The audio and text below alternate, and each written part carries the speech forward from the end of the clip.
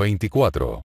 Valoración durante el parto. Después del trabajo inicial de ON, al final de la década de 1960, se introdujo la vigilancia electrónica fetal, EFM, Electronic Fetal Monitoring, continua a la práctica obstétrica. La vigilancia fetal durante el parto y la sospecha de sufrimiento fetal dejaron de basarse en la auscultación periódica con un estetoscopio de Pinard. En su lugar, el registro gráfico continuo de la frecuencia cardíaca fetal tenía mayores posibilidades diagnósticas para valorar sucesos fisiopatológicos que afectaban al feto. De hecho, sus objetivos principales eran: 1. Que la vigilancia electrónica de la frecuencia cardíaca fetal aportara información exacta. 2. Que la información fuera útil para el diagnóstico del sufrimiento fetal. 3. Que fuera posible intervenir para evitar la morbilidad o muerte fetal. 4. Que la cardiotocográfica de la frecuencia cardíaca fetal fuera superior a los métodos intermitentes. En un principio, la vigilancia electrónica de la frecuencia cardíaca fetal se usaba sobre todo en embarazos complicados, pero poco a poco se generalizó su uso en casi todas las gestaciones. Para 1978, se calculaba que alrededor del 66% de las estadounidenses estaba bajo vigilancia electrónica durante el trabajo de parto. En la actualidad, más de 85% de los nacidos vivos en Estados Unidos se somete a vigilancia electrónica. De hecho, este se ha convertido en el procedimiento obstétrico más prevalente en ese país. Vigilancia electrónica del feto. Vigilancia electrónica interna, directa. La vigilancia electrónica puede realizarse de manera directa o indirecta. La medición directa de la frecuencia cardíaca fetal se logra al fijar un electrodo espiral bipolar directamente al feto, figura 24.1. El electrodo de alambre penetra en el cuero cabelludo fetal y el segundo polo es un ala metálica sobre el electrodo. Los líquidos corporales vaginales crean un puente eléctrico salino que completa el circuito y permite medir las diferencias de voltaje entre los dos polos. Los dos alambres del electrodo bipolar están unidos a un electrodo de referencia en el muslo materno para eliminar interferencias eléctricas. La señal eléctrica cardíaca fetal, onda P, complejo QRS y onda T, se amplifica y envía a un cardiotacómetro para el cálculo de la frecuencia cardíaca.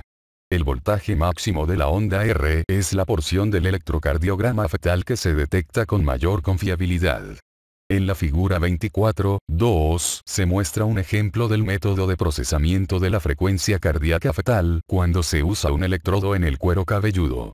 El tiempo transcurrido, t, en milisegundos, ms, entre las ondas R fetales se envía como señal a un cardiotacómetro, donde se ajusta la nueva frecuencia cardíaca fetal con el arribo de cada nueva onda.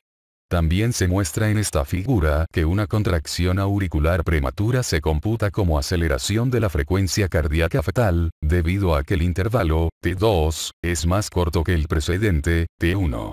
El fenómeno de la computación continua de la frecuencia cardíaca fetal entre ondas R subsecuentes se conoce como variabilidad latido a latido.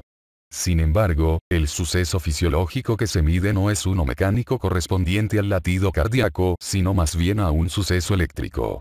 Los complejos cardíacos eléctricos detectados por el electrodo incluyen aquellos generados por la madre.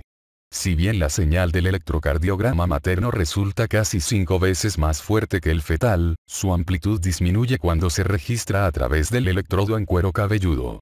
En un feto vivo, se detecta esa baja señal materna del electrocardiograma, pero se enmascara por el electrocardiograma fetal. Si el feto está muerto, la señal materna más débil se amplificará y se mostrará como la frecuencia cardíaca fetal. En la figura 24.3 se muestran registros simultáneos de señales de electrocardiograma de la pared del tórax materno y el electrodo en cuero cabelludo fetal. Ese feto está experimentando contracciones auriculares prematuras que hacen que el cardiotacómetro busque de manera rápida y errática nuevas frecuencias cardíacas, con el desarrollo resultante de espigas, que se muestran en el trazo estándar. Es importante notar que cuando el feto muere, el cardiotacómetro aún detecta las ondas R maternas a través del electrodo en su cuero cabelludo como la siguiente mejor señal, y las toma en cuenta, figura 24.4. Vigilancia electrónica externa, indirecta. Es posible evitar la rotura de las membranas al usar detectores externos para vigilar la acción cardíaca fetal. Sin embargo, la vigilancia electrónica externa no ofrece la precisión de la interna para medir la frecuencia cardíaca fetal. La frecuencia cardíaca fetal se detecta a través de la pared abdominal materna utilizando el principio de la ecografía Doppler, figura 24.5. Las ondas de ecografía sufren un cambio de frecuencia al tiempo que se reflejan procedentes de las válvulas cardíacas fetales en movimiento y de la sangre que se emite en pulsos durante la sístole. La unidad consta de un transductor que emite la ecografía y un sensor que detecta un cambio de frecuencia del sonido reflejado. El transductor se coloca sobre el abdomen materno en un sitio donde la actividad cardíaca fetal se detecte mejor. Debe aplicarse un gel de acoplamiento porque el aire conduce mal el ultrasonido. El dispositivo se mantiene en posición mediante un cinturón.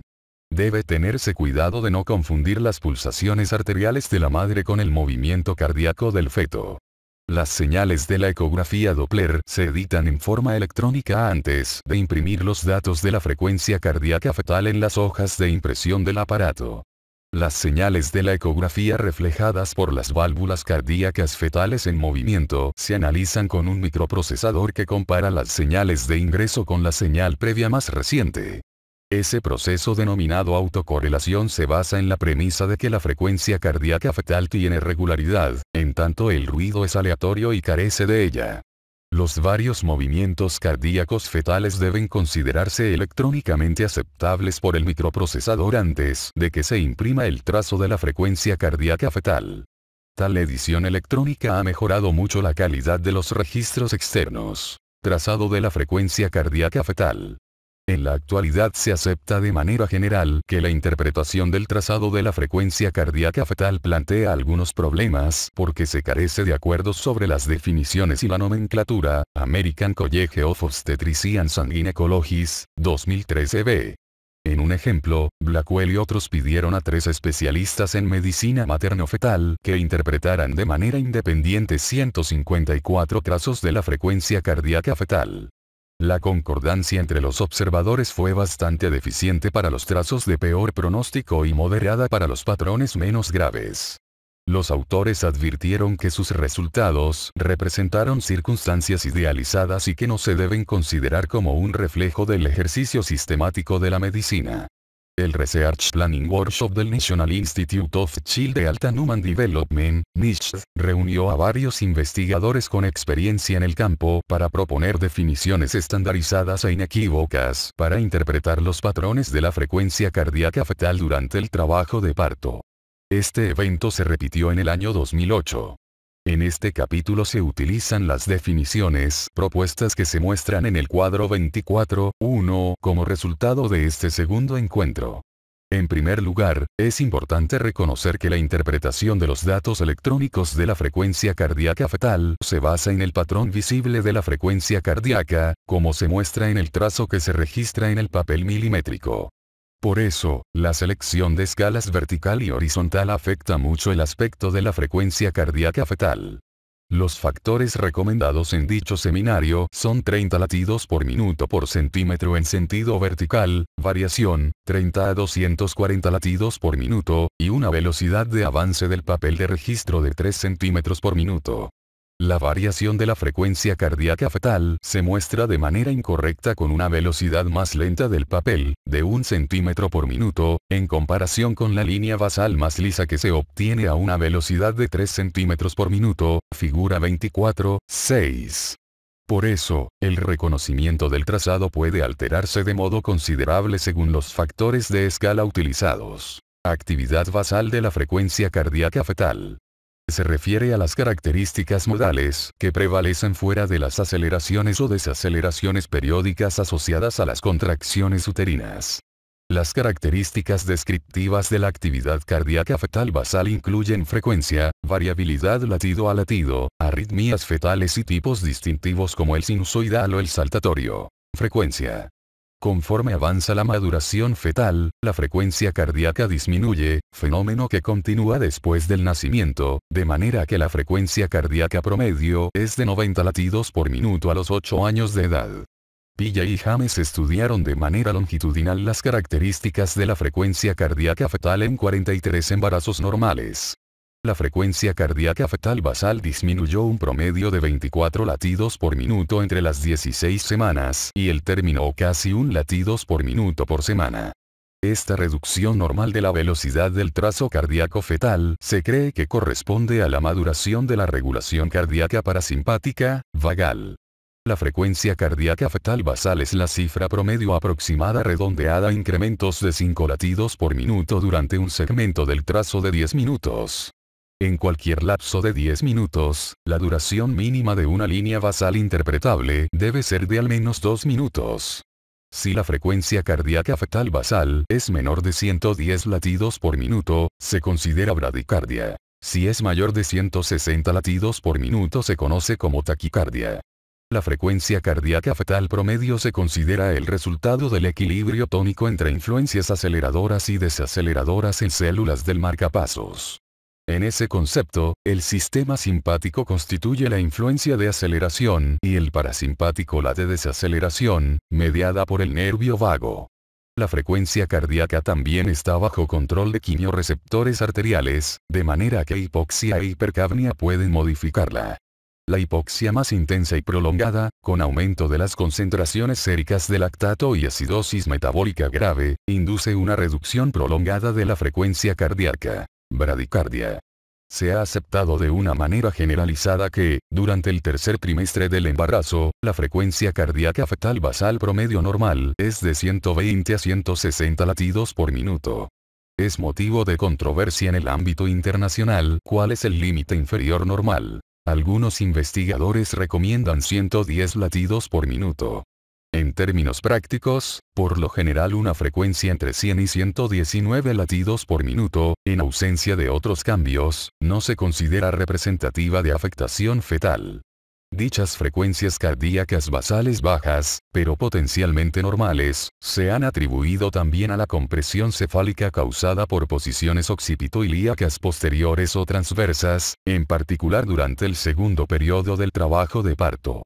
Tales bradicardias leves se observaron en 2% de los embarazos sometidos a vigilancia electrónica y tuvieron en promedio 50 minutos de duración. Freeman y otros concluyeron que la bradicardia dentro de los límites de 80 a 120 latidos por minuto con buena variabilidad es alentadora. La interpretación de cifras menores de 80 latidos por minuto es problemática, ya que en general se consideran no alentadoras.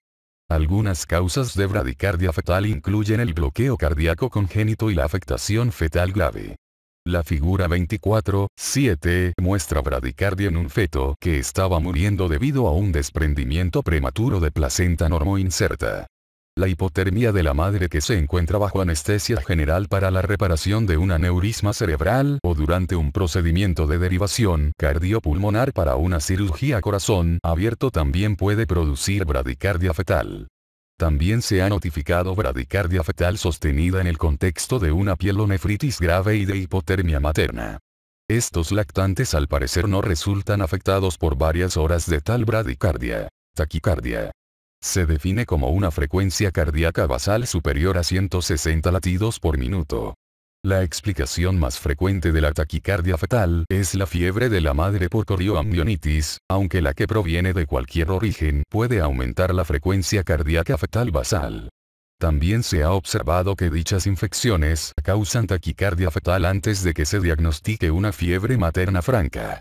La taquicardia fetal por infección materna en general no se asocia a daño del feto, a menos que haya cambios periódicos vinculados de su frecuencia cardíaca o septicemia.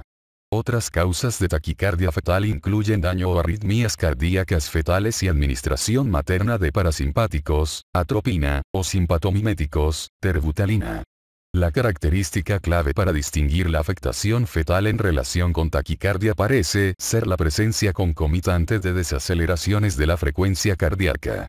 El alivio rápido del suceso que les da origen, como la corrección de la hipotensión materna producto de la analgesia epidural, puede permitir la recuperación fetal. Línea basal ondulatoria. Esta frecuencia cardíaca basal es inestable y oscila entre 120 y 160 latidos por minuto. Se trata de un raro signo indicativo de un feto con anomalías neurológicas y puede presentarse como episodio preterminal. Variabilidad latido a latido. La variabilidad de la línea basal es un índice importante de la función cardiovascular y parece regulado sobre todo por el sistema nervioso autónomo. Esto es, el impulso positivo y negativo, simpático y parasimpático, a través del nódulo sinoauricular, produce oscilación de un momento a otro, o de un latido a otro, de la frecuencia cardíaca basal. Un cambio de este tipo de la frecuencia cardíaca se define como variabilidad de la línea basal. La variabilidad puede subdividirse como de corto y largo plazos, aunque estos términos ya no se utilizan. La variabilidad de corto plazo refleja el cambio instantáneo de la frecuencia cardíaca de un latido u onda R al siguiente y es una medida del intervalo entre sístoles cardíacas, figura 24.8. Este tipo de variabilidad puede determinarse como normalmente presente con mayor confianza solo cuando se miden de manera directa los ciclos eléctricos cardíacos con un electrodo en cuero cabelludo. La variabilidad de largo plazo corresponde a una denominación usada para describir los cambios oscilatorios que se presentan durante un minuto y resultan en irregularidad de la línea basal, figura 24.9. La frecuencia normal de estas ondas es de 3 a 5 ciclos por minuto. Debe reconocerse que el análisis cuantitativo preciso de la variabilidad de corto y largo plazos plantea ciertos problemas frustrantes debido a factores técnicos y de escala. Por ejemplo, Parer y otros estudiaron 22 fórmulas matemáticas elaboradas para cuantificar la variabilidad de la frecuencia cardíaca y observaron que la mayor parte no produce resultados satisfactorios. En consecuencia, gran parte de la interpretación clínica se basa en el análisis visual con un criterio subjetivo acerca de lo liso o aplanado de la línea basal. Según Freeman y otros, no hay pruebas actuales de que la diferenciación entre variabilidad de corto y largo plazos tenga alguna importancia clínica. De manera similar, en el Niche Workshop no se recomendó diferenciar entre variabilidad de corto y largo plazos porque en la práctica real suelen visualizarse como unidad. El grupo de trabajo definió la variabilidad de la línea basal como resultante de fluctuaciones de 2 ciclos por minuto o más y recomendó los criterios que se muestran en la figura 24.10 para su cuantificación.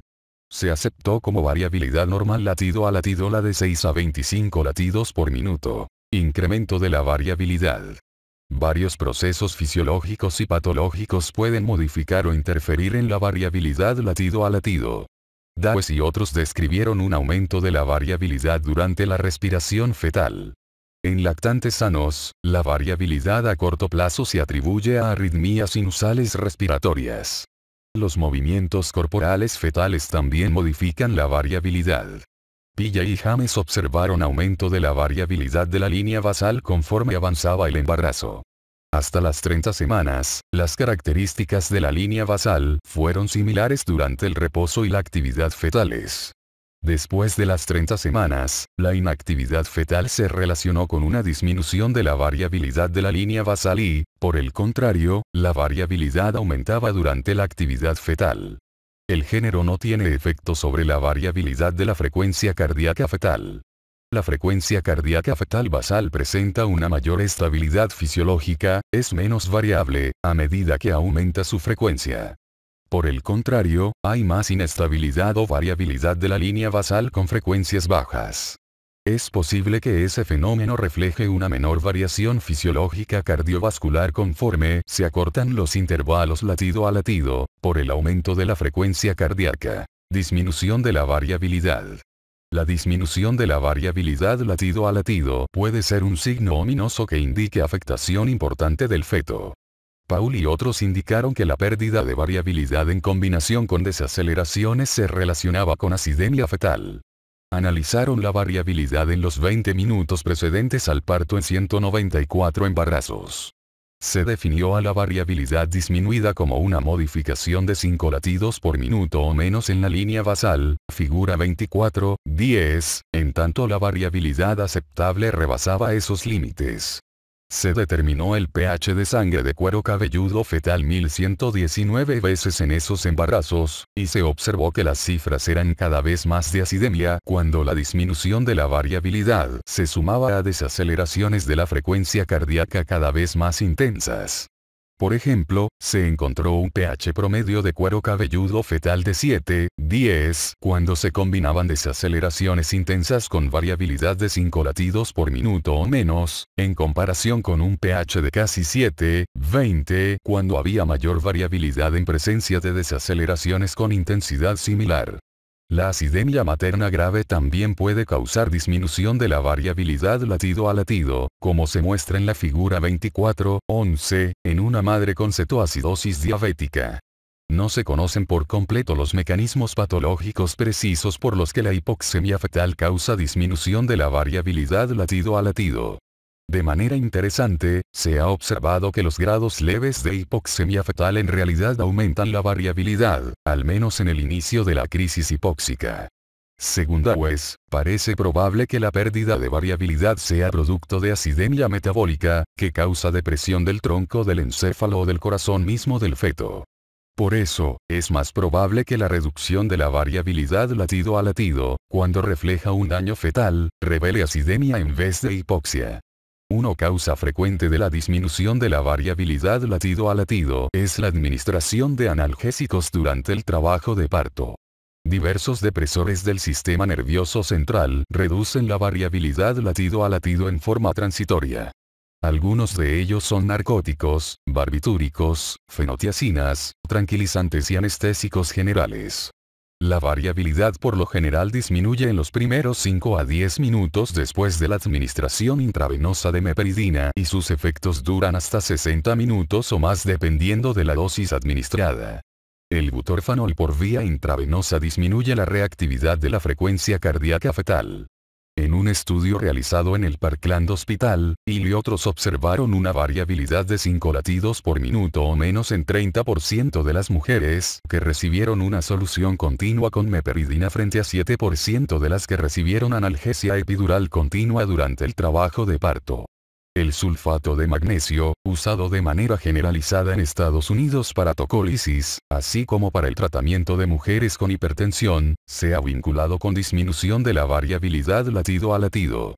Ayac y otros asignaron al azar a 34 mujeres sanas sin trabajo de parto para recibir una solución medida de sulfato de magnesio o una solución fisiológica.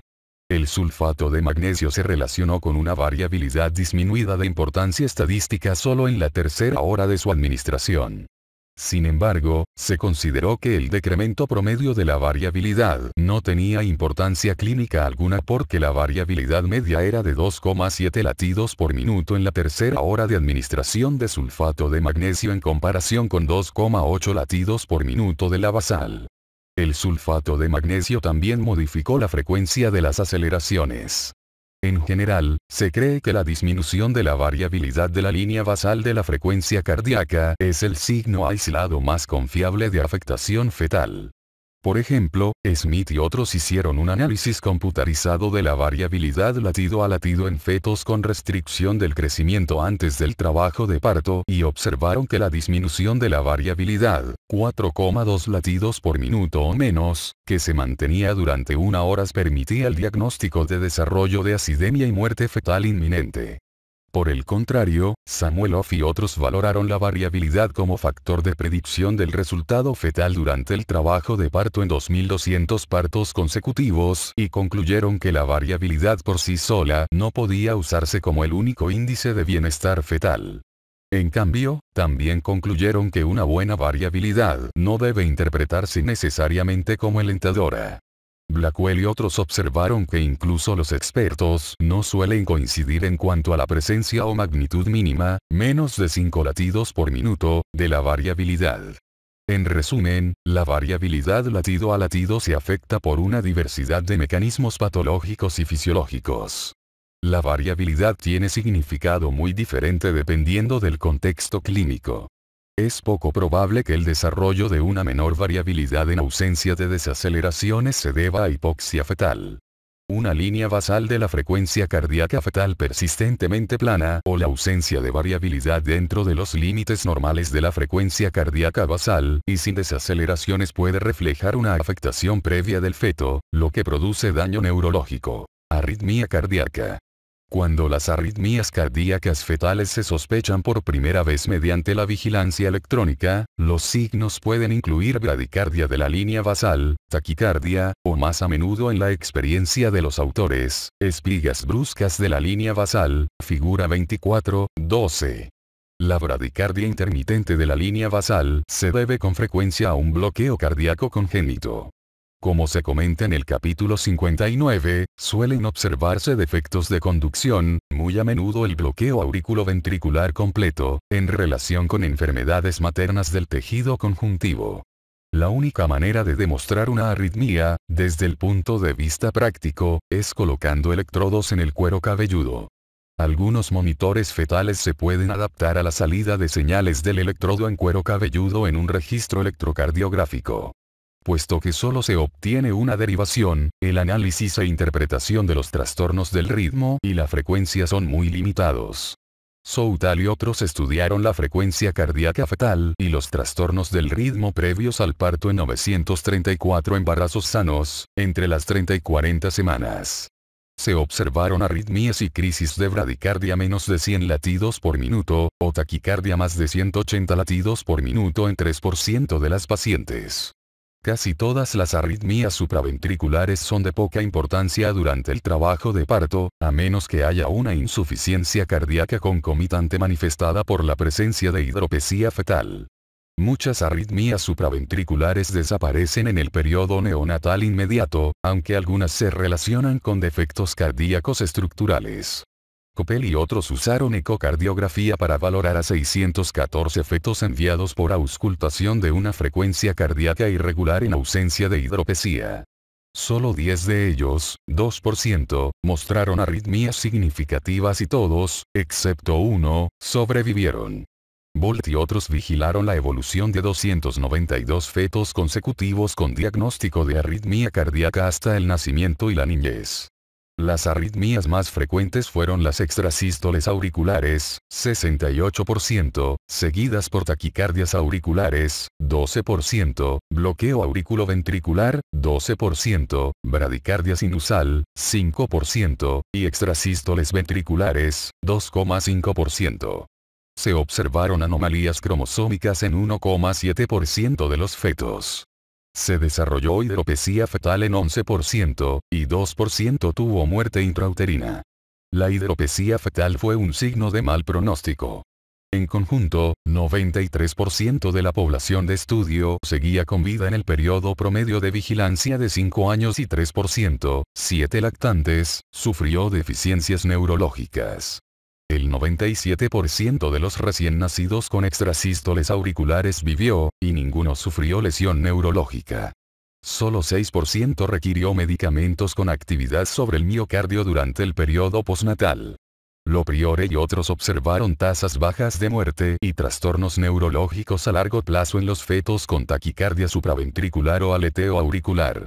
En contraste, se observaron tasas más altas de mortalidad en aquellos con bloqueo auriculoventricular. Aunque la mayor parte de las arritmias fetales tiene poca importancia durante el trabajo de parto, cuando no hay datos de hidropesía fetal, tales arritmias pueden alterar la interpretación de los trazos de la frecuencia cardíaca fetal durante el parto. El estudio ecográfico de la anatomía fetal, así como la ecocardiografía, pueden ser útiles. Algunos médicos utilizan la toma de sangre de cuero cabelludo como un auxiliar. En general, en ausencia de hidropesía fetal, el resultado neonatal no mejora de manera mensurable con la intervención durante el embarazo. En el Parkland Hospital, las arritmias cardíacas fetales durante el parto se tratan de forma conservadora, especialmente las que se acompañan de líquido amniótico transparente.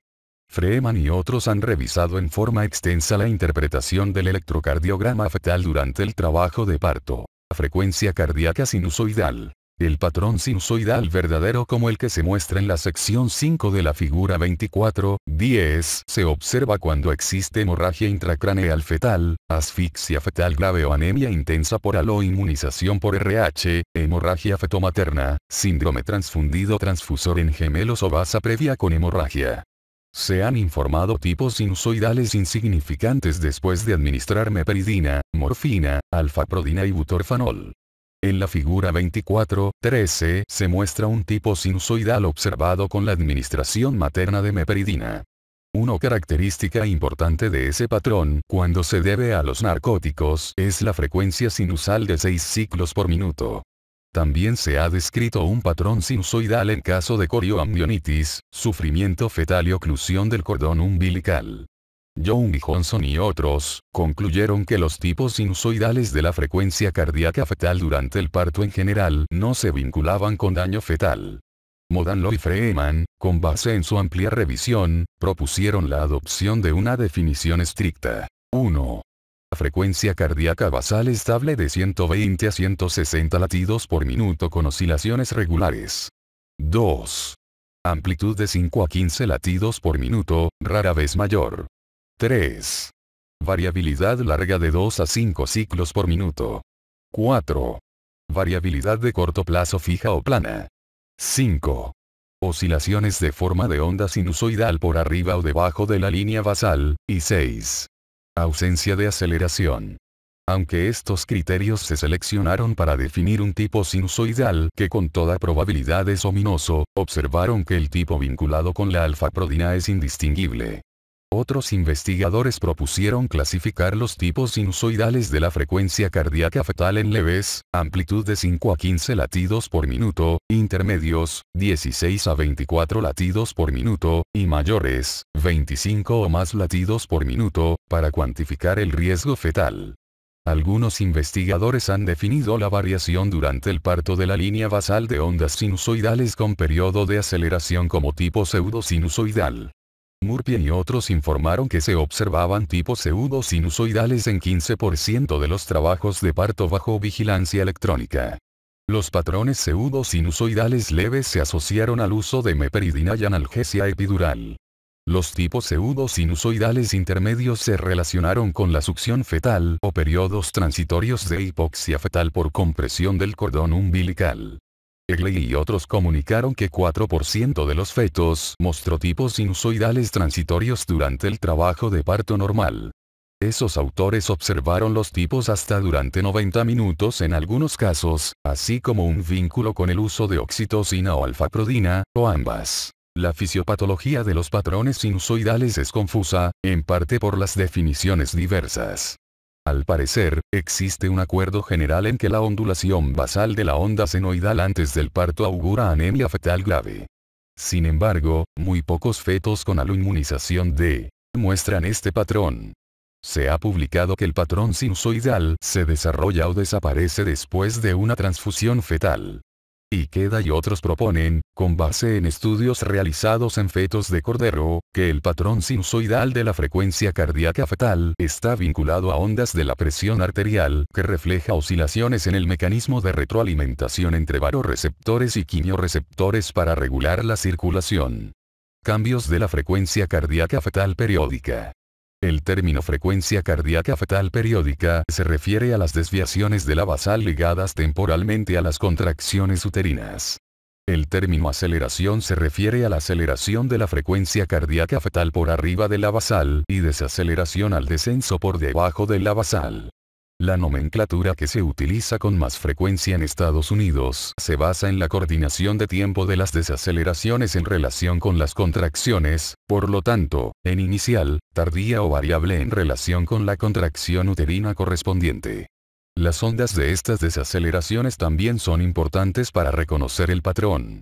En las desaceleraciones iniciales y tardías, la pendiente del cambio en la frecuencia cardíaca fetal es gradual, lo que tiene como resultado una onda curvilínea y uniforme o simétrica. Con las desaceleraciones variables, la pendiente del cambio en la frecuencia cardíaca es repentina y errática, por lo que se forman ondas con aspecto dentado.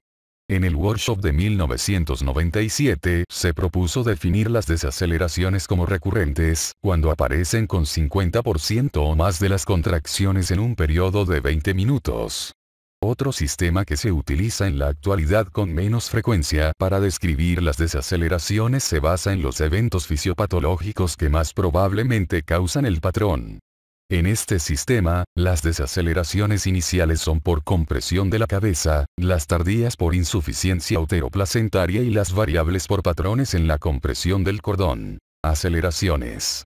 Se trata de incrementos repentinos y visibles, definidos como el comienzo de una aceleración que alcanza su punto máximo en menos de 30 segundos, en frecuencia cardíaca fetal basal, American College of Obstetricians and Gynecologists, 2013 b.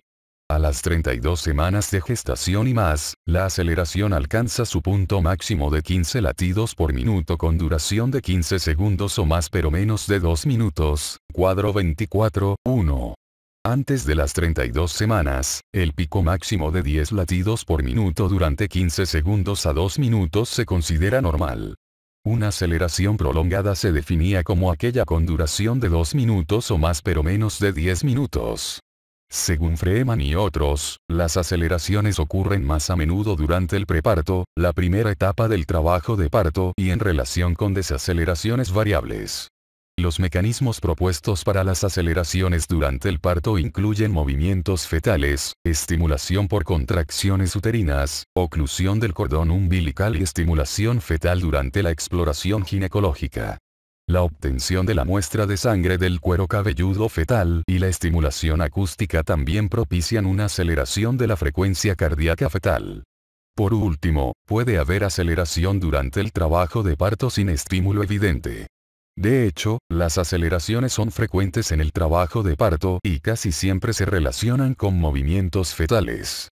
Esas aceleraciones son en general alentadoras y casi siempre confirman que el feto no tiene acidemia en ese momento. Las aceleraciones parecen tener la misma explicación fisiológica que la variabilidad latido a latido, porque representan mecanismos de control neurohormonal cardiovascular íntegros asociados a los estados de conducta fetal.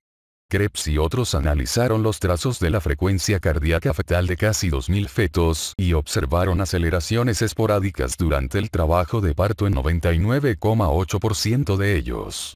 La presencia de aceleraciones de la frecuencia cardíaca fetal durante los primeros o últimos 30 minutos, o ambas cosas, constituyó un signo favorable para el bienestar fetal. Sin embargo, la ausencia de tales aceleraciones durante el trabajo de parto no siempre es un signo desfavorable, a menos que coincidan con otros cambios no alentadores. Hay una probabilidad cercana al 50% de acidosis en el feto que no responde a la estimulación en presencia de un patrón por lo demás desalentador. Desaceleraciones tempranas. La desaceleración inicial consiste en el descenso gradual y en el retorno a la línea basal durante una contracción, figura 24.14. Este tipo de desaceleración temprana fue descrito inicialmente por Ohm, quien observó que durante las contracciones la frecuencia cardíaca disminuye en relación con la dilatación cervical. Consideró que estos signos son fisiológicos. Freeman y otros definieron la desaceleración temprana como aquella que suele observarse en el trabajo de parto activo entre los 4 y 7 centímetros de dilatación.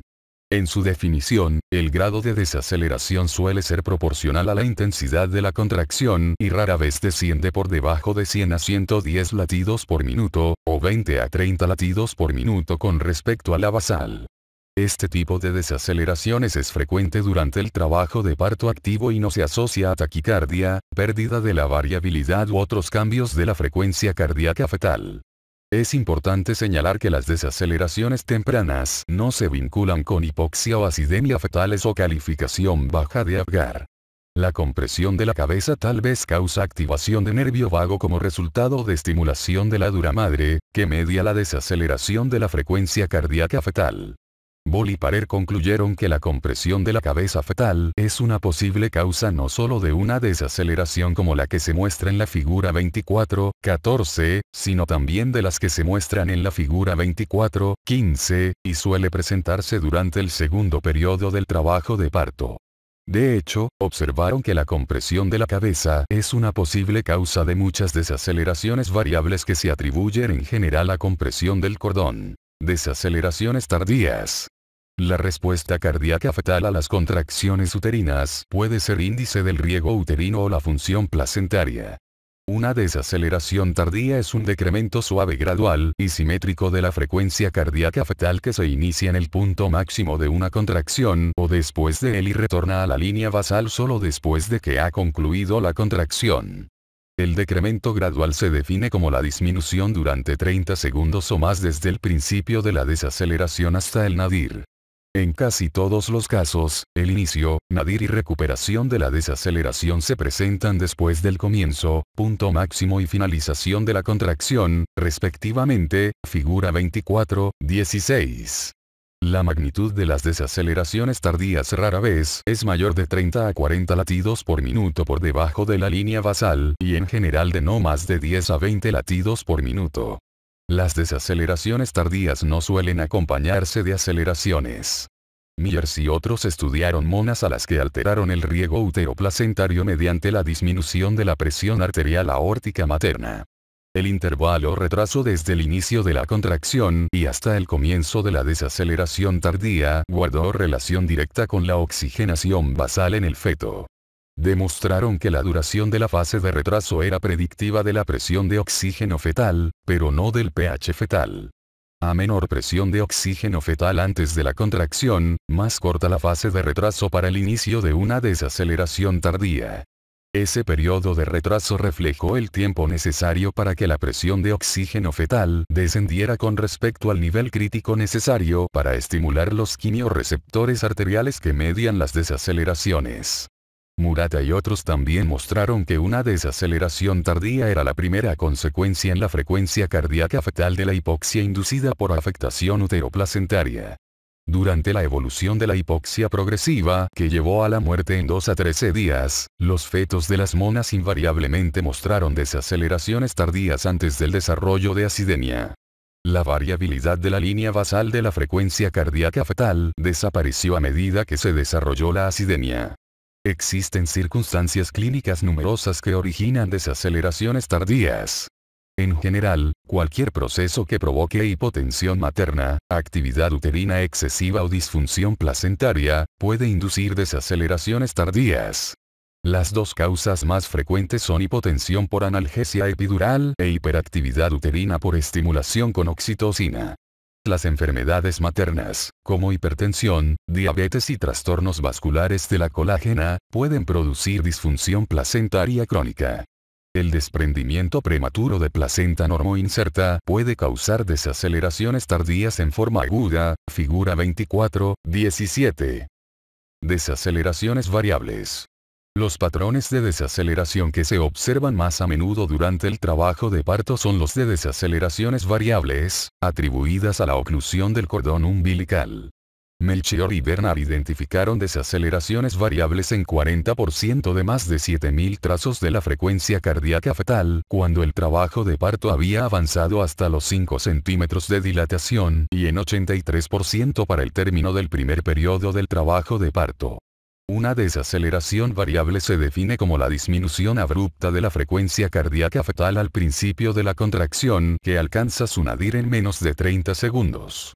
Esta disminución debe durar entre mayor o igual a 15 segundos y 2 minutos y debe tener una amplitud mayor o igual a 15 latidos por minuto. El inicio de la desaceleración varía con las contracciones sucesivas, figura 24:18. Muy al principio en el desarrollo de la vigilancia electrónica, ON comprobó los efectos de la compresión del cordón umbilical sobre la frecuencia cardíaca fetal, figura 24:19. Una oclusión completa similar del cordón umbilical en animales de laboratorio produce una desaceleración brusca de aspecto acerrado de la frecuencia cardíaca fetal, figura 24:20. Al mismo tiempo, la presión aórtica fetal aumenta. Itzkovitz y otros observaron que hubo desaceleraciones variables en fetos de cordero solo después de que la sangre del cordón umbilical había disminuido casi 50%. En la figura 24:21 se muestran dos tipos de desaceleración variable. La señalada A Es muy similar a la observada con la oclusión completa del cordón umbilical en animales de laboratorio, figura 24-20.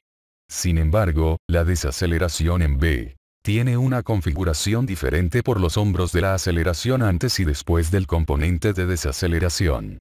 Lee y otros propusieron que esa variación de las desaceleraciones variables era producto de diferentes grados de oclusión parcial del cordón. En ese esquema fisiológico, la oclusión solo de la vena minora el retorno sanguíneo fetal y así desencadena una aceleración mediada por vasoreceptores. Al elevarse la presión intrauterina con la obstrucción completa ulterior del cordón, se desarrolla hipertensión fetal por obstrucción de la arteria umbilical. Al parecer, el hombro posterior a la aceleración representa los mismos sucesos, pero invertidos, figura 24-22. Boll y Parer concluyeron que las desaceleraciones variables estaban mediadas por el nervio vago y que la respuesta vagal puede deberse a la actividad de quimioreceptores, vasoreceptores, o ambos. La oclusión parcial o completa del cordón umbilical produce un incremento de la poscarga, vasoreceptor, y un decremento del contenido de oxígeno arterial fetal, quimioreceptor. Ambos causan actividad vagal que lleva a una desaceleración.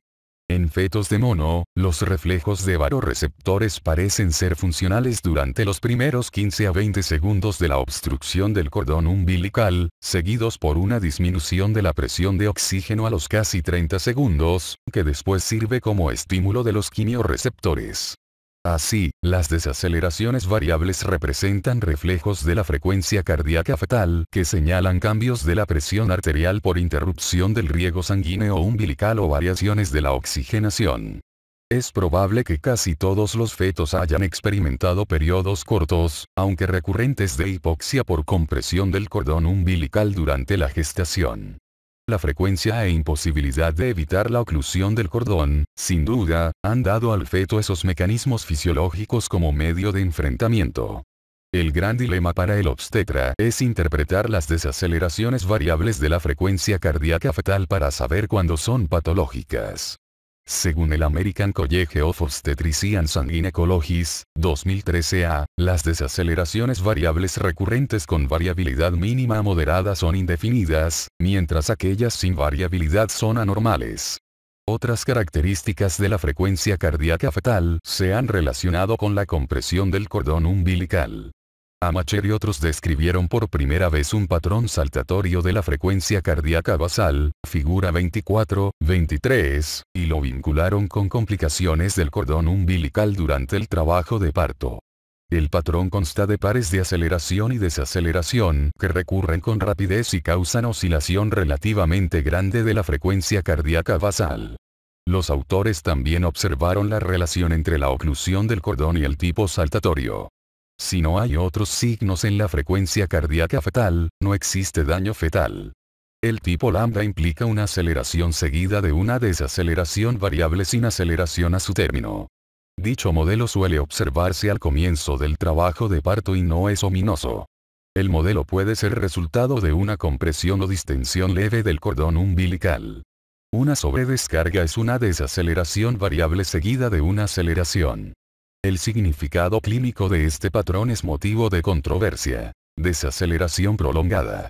Este patrón, que se muestra en la figura 24-24, se define como desaceleración aislada más de 15 latidos por minuto con duración de por lo menos 2 minutos o más, pero menos de 10 minutos desde el principio hasta que se restablece la línea basal.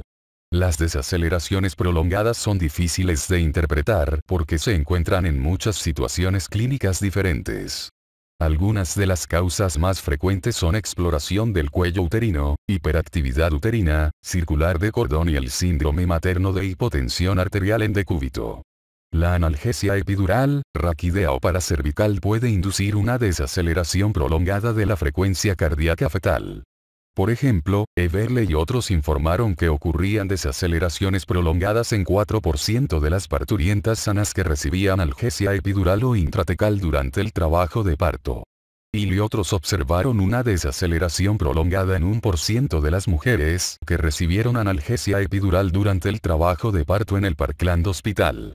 Otras causas de desaceleración prolongada incluyen riego deficiente o hipoxia materna de cualquier causa, desprendimiento prematuro de placenta normoinserta, nudos o prolapso del cordón umbilical, convulsiones maternas que incluyen eclampsia y epilepsia, aplicación de un electrodo en cuero cabelludo fetal, parto inminente o incluso la maniobra de Valsalva materna. La placenta es muy eficaz para reanimar al feto si la lesión original no recurre de inmediato. En ocasiones, tales desaceleraciones prolongadas que se resuelven en forma espontánea son seguidas por una pérdida de la variabilidad latido a latido, taquicardia basal e incluso un periodo de desaceleraciones tardías, que se resuelven todos a medida que el feto se recupera. Freeman y otros insisten con razón en que el feto puede morir durante las desaceleraciones prolongadas.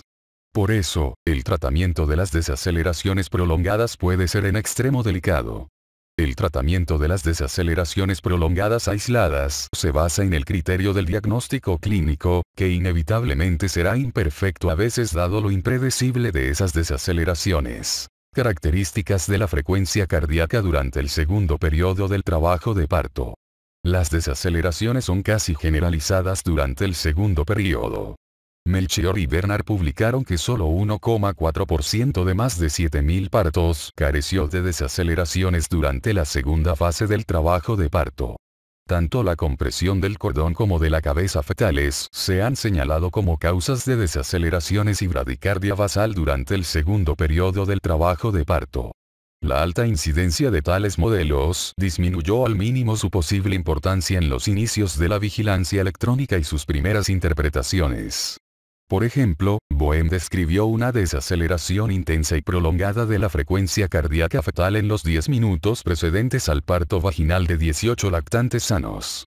Sin embargo, Herbert y Boehm informaron después otros 18 embarazos con desaceleraciones prolongadas similares durante el segundo periodo del trabajo de parto.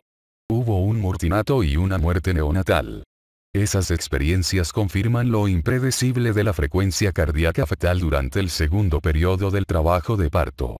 Spohn y otros analizaron las características de las desaceleraciones variables de la frecuencia cardíaca fetal durante el segundo periodo del trabajo de parto en 250 partos y observaron que conforme el número total de desaceleraciones hasta menos de 70 latidos por minuto aumentaba, la calificación de Apgar disminuía a los 5 minutos. Dicho de otra forma, mientras más tiempo estuviese un feto expuesto a las desaceleraciones variables, menor sería la calificación de Apgar a los 5 minutos. Piquard y otros analizaron las características de la frecuencia cardíaca durante el segundo periodo del trabajo de parto en 234 mujeres, en un intento por identificar patrones específicos que permitieran diagnosticar afectación fetal. La pérdida de la variabilidad latido a latido y la frecuencia cardíaca fetal basal menos de 90 latidos por minuto fueron predictivas de acidemia fetal. Krebs y otros también observaron que la bradicardia basal persistente o progresiva, así como la taquicardia basal se relacionaban con puntuaciones de Apgar bajas. Gould y otros observaron que la desaceleración súbita de la frecuencia cardíaca fetal hasta menos de 100 latidos por minuto, con pérdida asociada a la variabilidad latido a latido durante 4 minutos o más, era predictiva de acidemia fetal. Por eso, una frecuencia cardíaca basal anormal, sea bradicardia o taquicardia, la ausencia de variabilidad latido a latido, o ambas, en presencia de desaceleraciones durante el segundo periodo del trabajo de parto se vincula con mayor daño fetal, pero no inevitable, figura 24-25. Vigilancia electrónica del feto al ingreso hospitalario en embarazos de bajo riesgo. Con esta estrategia, las mujeres con embarazos de bajo riesgo se vigilan brevemente al ingresar por trabajo de parto y se cambia por vigilancia electrónica continua cuando se detectan anormalidades en la frecuencia cardíaca fetal. Mires y otros asignaron al azar a 3.752 mujeres de bajo riesgo con trabajo de parto espontáneo al ingreso bien para auscultación del corazón fetal o 20 minutos de vigilancia electrónica. El uso de la vigilancia electrónica al ingreso no mejoró los resultados de los lactantes. Es más, su uso dio lugar a mayores intervenciones, incluido el parto quirúrgico. Impey y otros llevaron a cabo un estudio similar en 8.588 mujeres de bajo riesgo y tampoco observaron mejoría en los resultados para los lactantes. Más de la mitad de las mujeres incluidas en esos estudios, sea que recibiesen vigilancia electrónica al ingreso o auscultación, en un momento dado requirió vigilancia continua por el diagnóstico de anomalías de la frecuencia cardíaca fetal. Con la frecuencia cada vez mayor de cesáreas programadas en Estados Unidos, los médicos y hospitales deben decidir si es necesaria la vigilancia electrónica antes del procedimiento en las mujeres de bajo riesgo. El American College of Obstetricians and Gynecologists concluye que la información es insuficiente para establecer la utilidad de la vigilancia fetal en estas circunstancias. Vigilancia electrónica centralizada. Los avances tecnológicos han permitido observar la vigilancia electrónica de la frecuencia cardíaca fetal desde un sitio lejano y centralizado. Este equipo para vigilancia durante el parto se ha popularizado entre las unidades estadounidenses de trabajo de parto y parto. La razón por la que se utiliza la vigilancia electrónica centralizada es la posibilidad de vigilar a varias pacientes simultáneamente, y así obtener mejores resultados. ¿Cuál es la evidencia de que este fundamento es correcto? Hasta donde se conoce, solo se ha publicado un estudio sobre vigilancia electrónica centralizada. Anderson y otros examinaron la capacidad de 12 personas para detectar señales clínicas en la frecuencia cardíaca fetal en 1, 2 o 4 monitores. Los resultados demuestran que la precisión para la detección desciende conforme aumenta el número de aparatos. Otras técnicas de valoración durante el parto. Sangre del cuero cabelludo fetal. Según el American College of Obstetricians and Gynecologists, la prueba del pH en la sangre capilar del cuero cabelludo ayuda a identificar al feto que se encuentra en sufrimiento agudo. Sin embargo, también subraya que no se ha demostrado que los resultados normales o anormales del pH de la sangre de cuero cabelludo pronostiquen el resultado del lactante. Asimismo, dicha institución indica que este procedimiento se lleva a cabo en raras ocasiones y ni siquiera se encuentra disponible en algunos hospitales. Para llevarlo a cabo, se introduce un endoscopio con luz a través del cuello uterino dilatado después de la rotura de membranas y este se presiona con firmeza contra el cuero cabelludo del feto, figura 24-26. La piel se limpia con un hisopillo de algodón y se cubre con un gel de silicona para hacer que se formen cúmulos definidos de sangre. Se hace una incisión a través de la piel a una profundidad de 2 milímetros con una navaja especial montada en un mango largo. Conforme se forma una gota de sangre en la superficie, se coloca de inmediato en un tubo capilar heparinizado y se cuantifica con rapidez el pH sanguíneo. El pH de la sangre capilar del cuero cabelludo fetal suele ser menor que el de la sangre venosa y similar al de la sangre arterial umbilicales. Salaric y Gigan recomendaron el siguiente esquema para tratar de confirmar el sufrimiento fetal. Si el pH es más de 7,25, se vigila el trabajo de parto. Si el pH está entre 7,20 y 7,25, se determina de nuevo en 30 minutos. Cuando el pH es menos de 7,20, se obtiene de inmediato otra muestra de sangre del cuero cabelludo fetal y se lleva a la madre a un quirófano y se le prepara para intervención quirúrgica.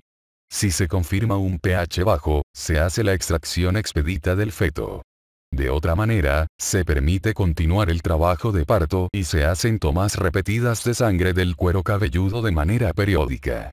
El único beneficio observado con las pruebas de pH en el cuero cabelludo es el menor número de cesáreas por sufrimiento fetal. Sin embargo, Godwin y otros, en un estudio de 112.000 partos, mostraron un decremento de la tasa de muestreo del pH en sangre del cuero cabelludo de cerca del 1,8% a mediados de la década de 1980 a 0,03% en 1992, sin que se incrementara la tasa de partos por sufrimiento fetal. Concluyeron que el muestreo del pH de sangre del cuero cabelludo fetal era innecesario. Kruger y otros han recomendado el uso de la concentración de lactato en sangre del cuero cabelludo fetal como complemento de la determinación del pH. Wiberg, Itzel y otros asignaron al azar a 1.496 fetos para llevar a cabo un análisis del pH en sangre del cuero cabelludo y a 1.496 para análisis del lactato en sangre del cuero cabelludo. Observaron que ambos eran equivalentes para la predicción de la acidosis fetal. La ventaja de la determinación del lactato es que se requería una cantidad menor de sangre, lo cual condujo a una tasa más baja de fracasos del procedimiento en comparación con la obtención de muestra para el pH. Estimulación del cuero cabelludo fetal. Clark y otros sugirieron que la estimulación del cuero cabelludo podría sustituir a la obtención de sangre del mismo. Esa propuesta se basaba en la observación del vínculo invariable entre una aceleración de la frecuencia cardíaca fetal en respuesta al pinzamiento del cuero cabelludo con una pinza de Hayes, apenas antes de obtener la sangre, y un pH normal. Por el contrario, el no provocar aceleración carecía de valor predictivo uniforme de acidemia fetal. Más tarde, Elimian y otros publicaron que de los 58 casos en los que la frecuencia cardíaca fetal se aceleró mayor o igual a 10 latidos por minuto después de 10 segundos de golpeteo digital del cuero cabelludo, 100% tuvo un pH mayor o igual a 7,20. No obstante, sin aceleración, solo 30% tuvo un pH menos de 7,20. Estimulación vibroacústica. Se ha recomendado la aceleración de la frecuencia cardíaca fetal en respuesta a una estimulación vibroacústica como una forma de sustituir la obtención de sangre del cuero cabelludo. La técnica recurre a una laringe artificial electrónica que se coloca a 1 centímetro del abdomen de la madre o directamente sobre este. La respuesta a la estimulación vibroacústica se considera normal si se presenta una aceleración de la frecuencia cardíaca fetal de al menos 15 latidos por minuto durante por lo menos 15 segundos en el transcurso de los 15 segundos que siguen a la estimulación y en presencia de movimientos fetales prolongados. Lin y otros estudiaron de manera prospectiva la estimulación vibroacústica en 113 mujeres en trabajo de parto con desaceleraciones variables moderadas a graves o tardías de la frecuencia cardíaca fetal. Concluyeron que esa técnica era un factor de predicción eficaz de la acidosis fetal en el contexto de las desaceleraciones variables. Sin embargo, hay pocas posibilidades de predecir la acidosis fetal en el contexto de las desaceleraciones tardías. Otros investigadores han comunicado que, aunque la estimulación vibroacústica en el segundo periodo del trabajo de parto se relaciona con reactividad de la frecuencia cardíaca fetal, la calidad de la respuesta no predice el resultado neonatal ni mejora la atención del trabajo de parto. Skupski y otros hicieron un metaanálisis de informes sobre pruebas de la estimulación fetal durante el parto publicados entre 1966 y 2000. Se analizaron 4 tipos de estimulación fetal, que incluyeron punción del cuero cabelludo para análisis del pH, punción del cuero cabelludo del feto con pinza de Hayes, estimulación vibroacústica y golpeteo digital del cuero cabelludo. Los resultados fueron similares con los 4 métodos. Estos investigadores concluyeron que las pruebas de estimulación durante el trabajo de parto servían para excluir la acidosis fetal. Sin embargo, advierten que estas pruebas distan de ser perfectas. Oximetría de pulso fetal.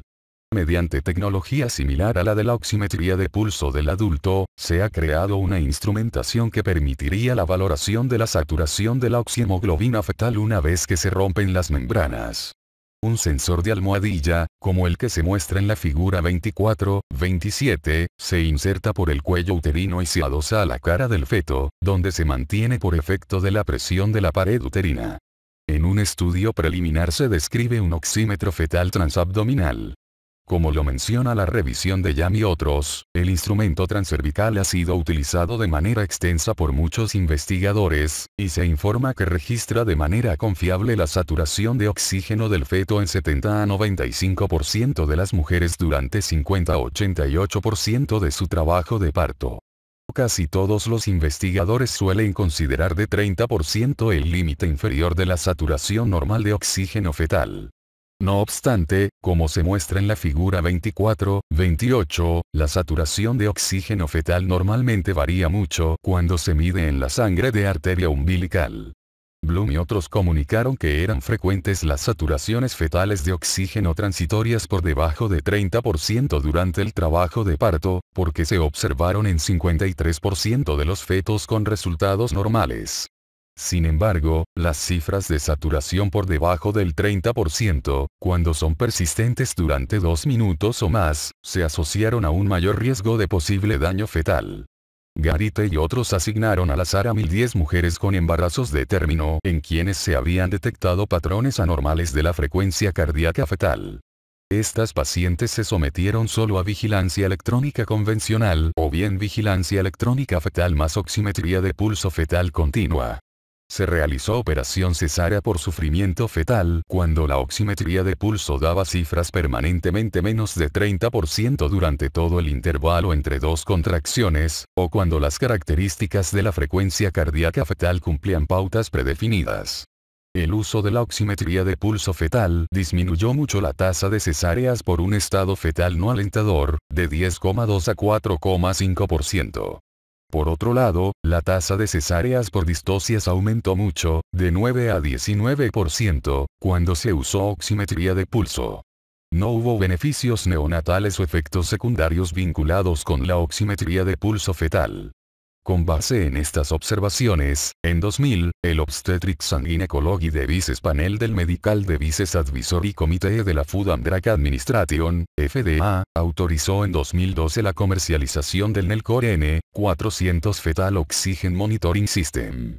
Desde entonces, se publicaron otros 3 estudios clínicos con asignación al azar sobre oximetría de pulso fetal.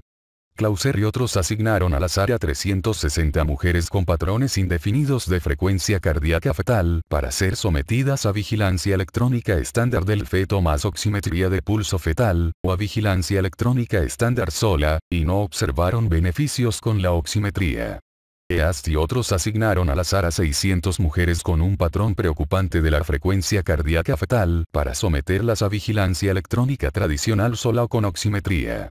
Publicaron que la adición de oximetría redujo considerablemente la frecuencia de cesáreas ante un patrón preocupante de la frecuencia cardíaca fetal. Sin embargo, indicaron que los resultados neonatales no difirieron en ambos grupos. Asimismo, Bloom y otros publicaron el estudio clínico más grande realizado por la Maternal Fetal Units Network. Un total de 5.341 mujeres en trabajo de parto con embarazos de término se sometió a la colocación de un sensor oximétrico fetal, pero la información se retuvo en forma aleatoria por parte de los médicos. A diferencia de los estudios previos, no era necesario que las participantes tuvieran un patrón preocupante de la frecuencia cardíaca fetal. La colocación del sensor en general fue satisfactoria y en 75% de los casos se registró además la saturación de oxígeno fetal. El hecho de conocer la saturación de oxígeno fetal no modificó la frecuencia de cesáreas en la población general ni en el subgrupo de 2.168 mujeres con patrones preocupantes de la frecuencia cardíaca fetal. Además, los resultados neonatales tampoco mejoraron al conocer la saturación de oxígeno fetal. En vista de estos datos, en el año 2005 el fabricante suspendió la venta de oxímetros fetales en Estados Unidos. Electrocardiografía fetal.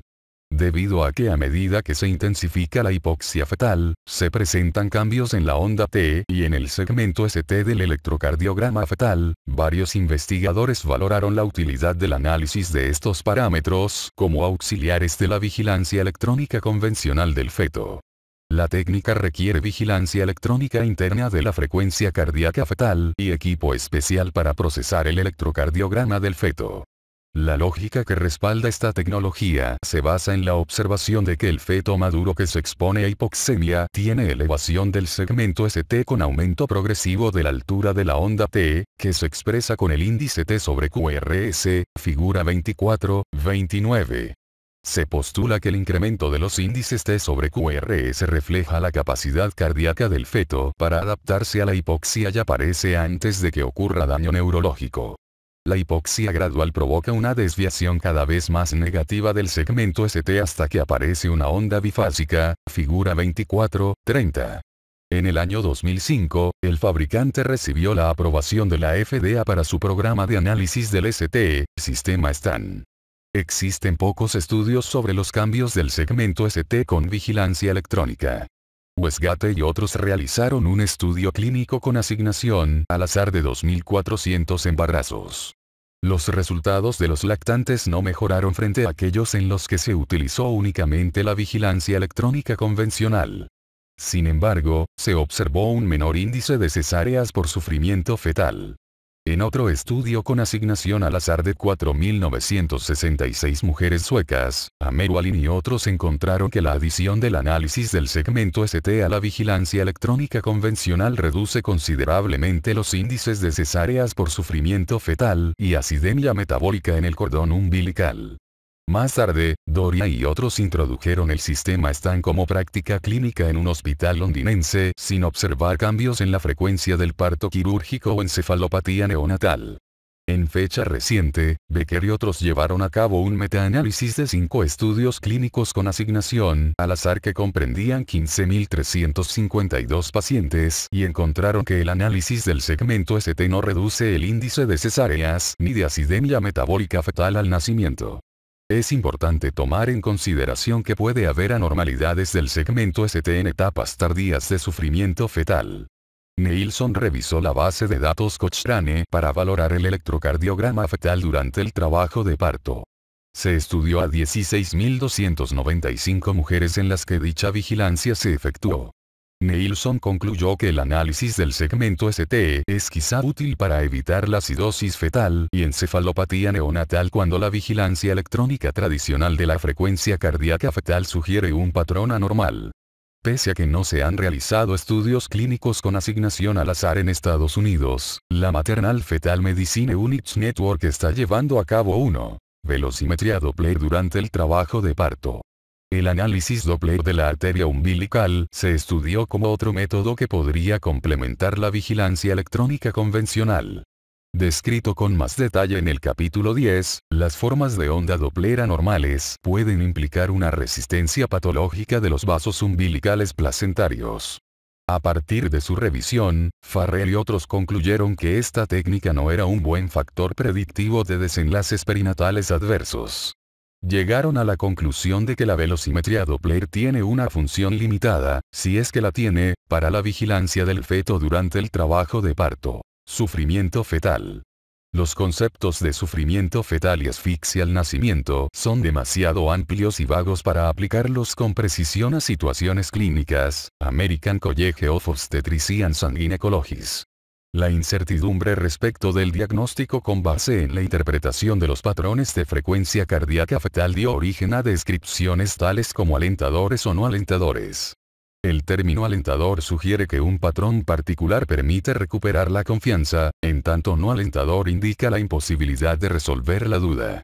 Esos patrones durante el trabajo de parto son dinámicos, de manera que pueden cambiar rápido de alentadores a no alentadores y viceversa. En esas circunstancias, los obstetras experimentan crisis de confianza y duda.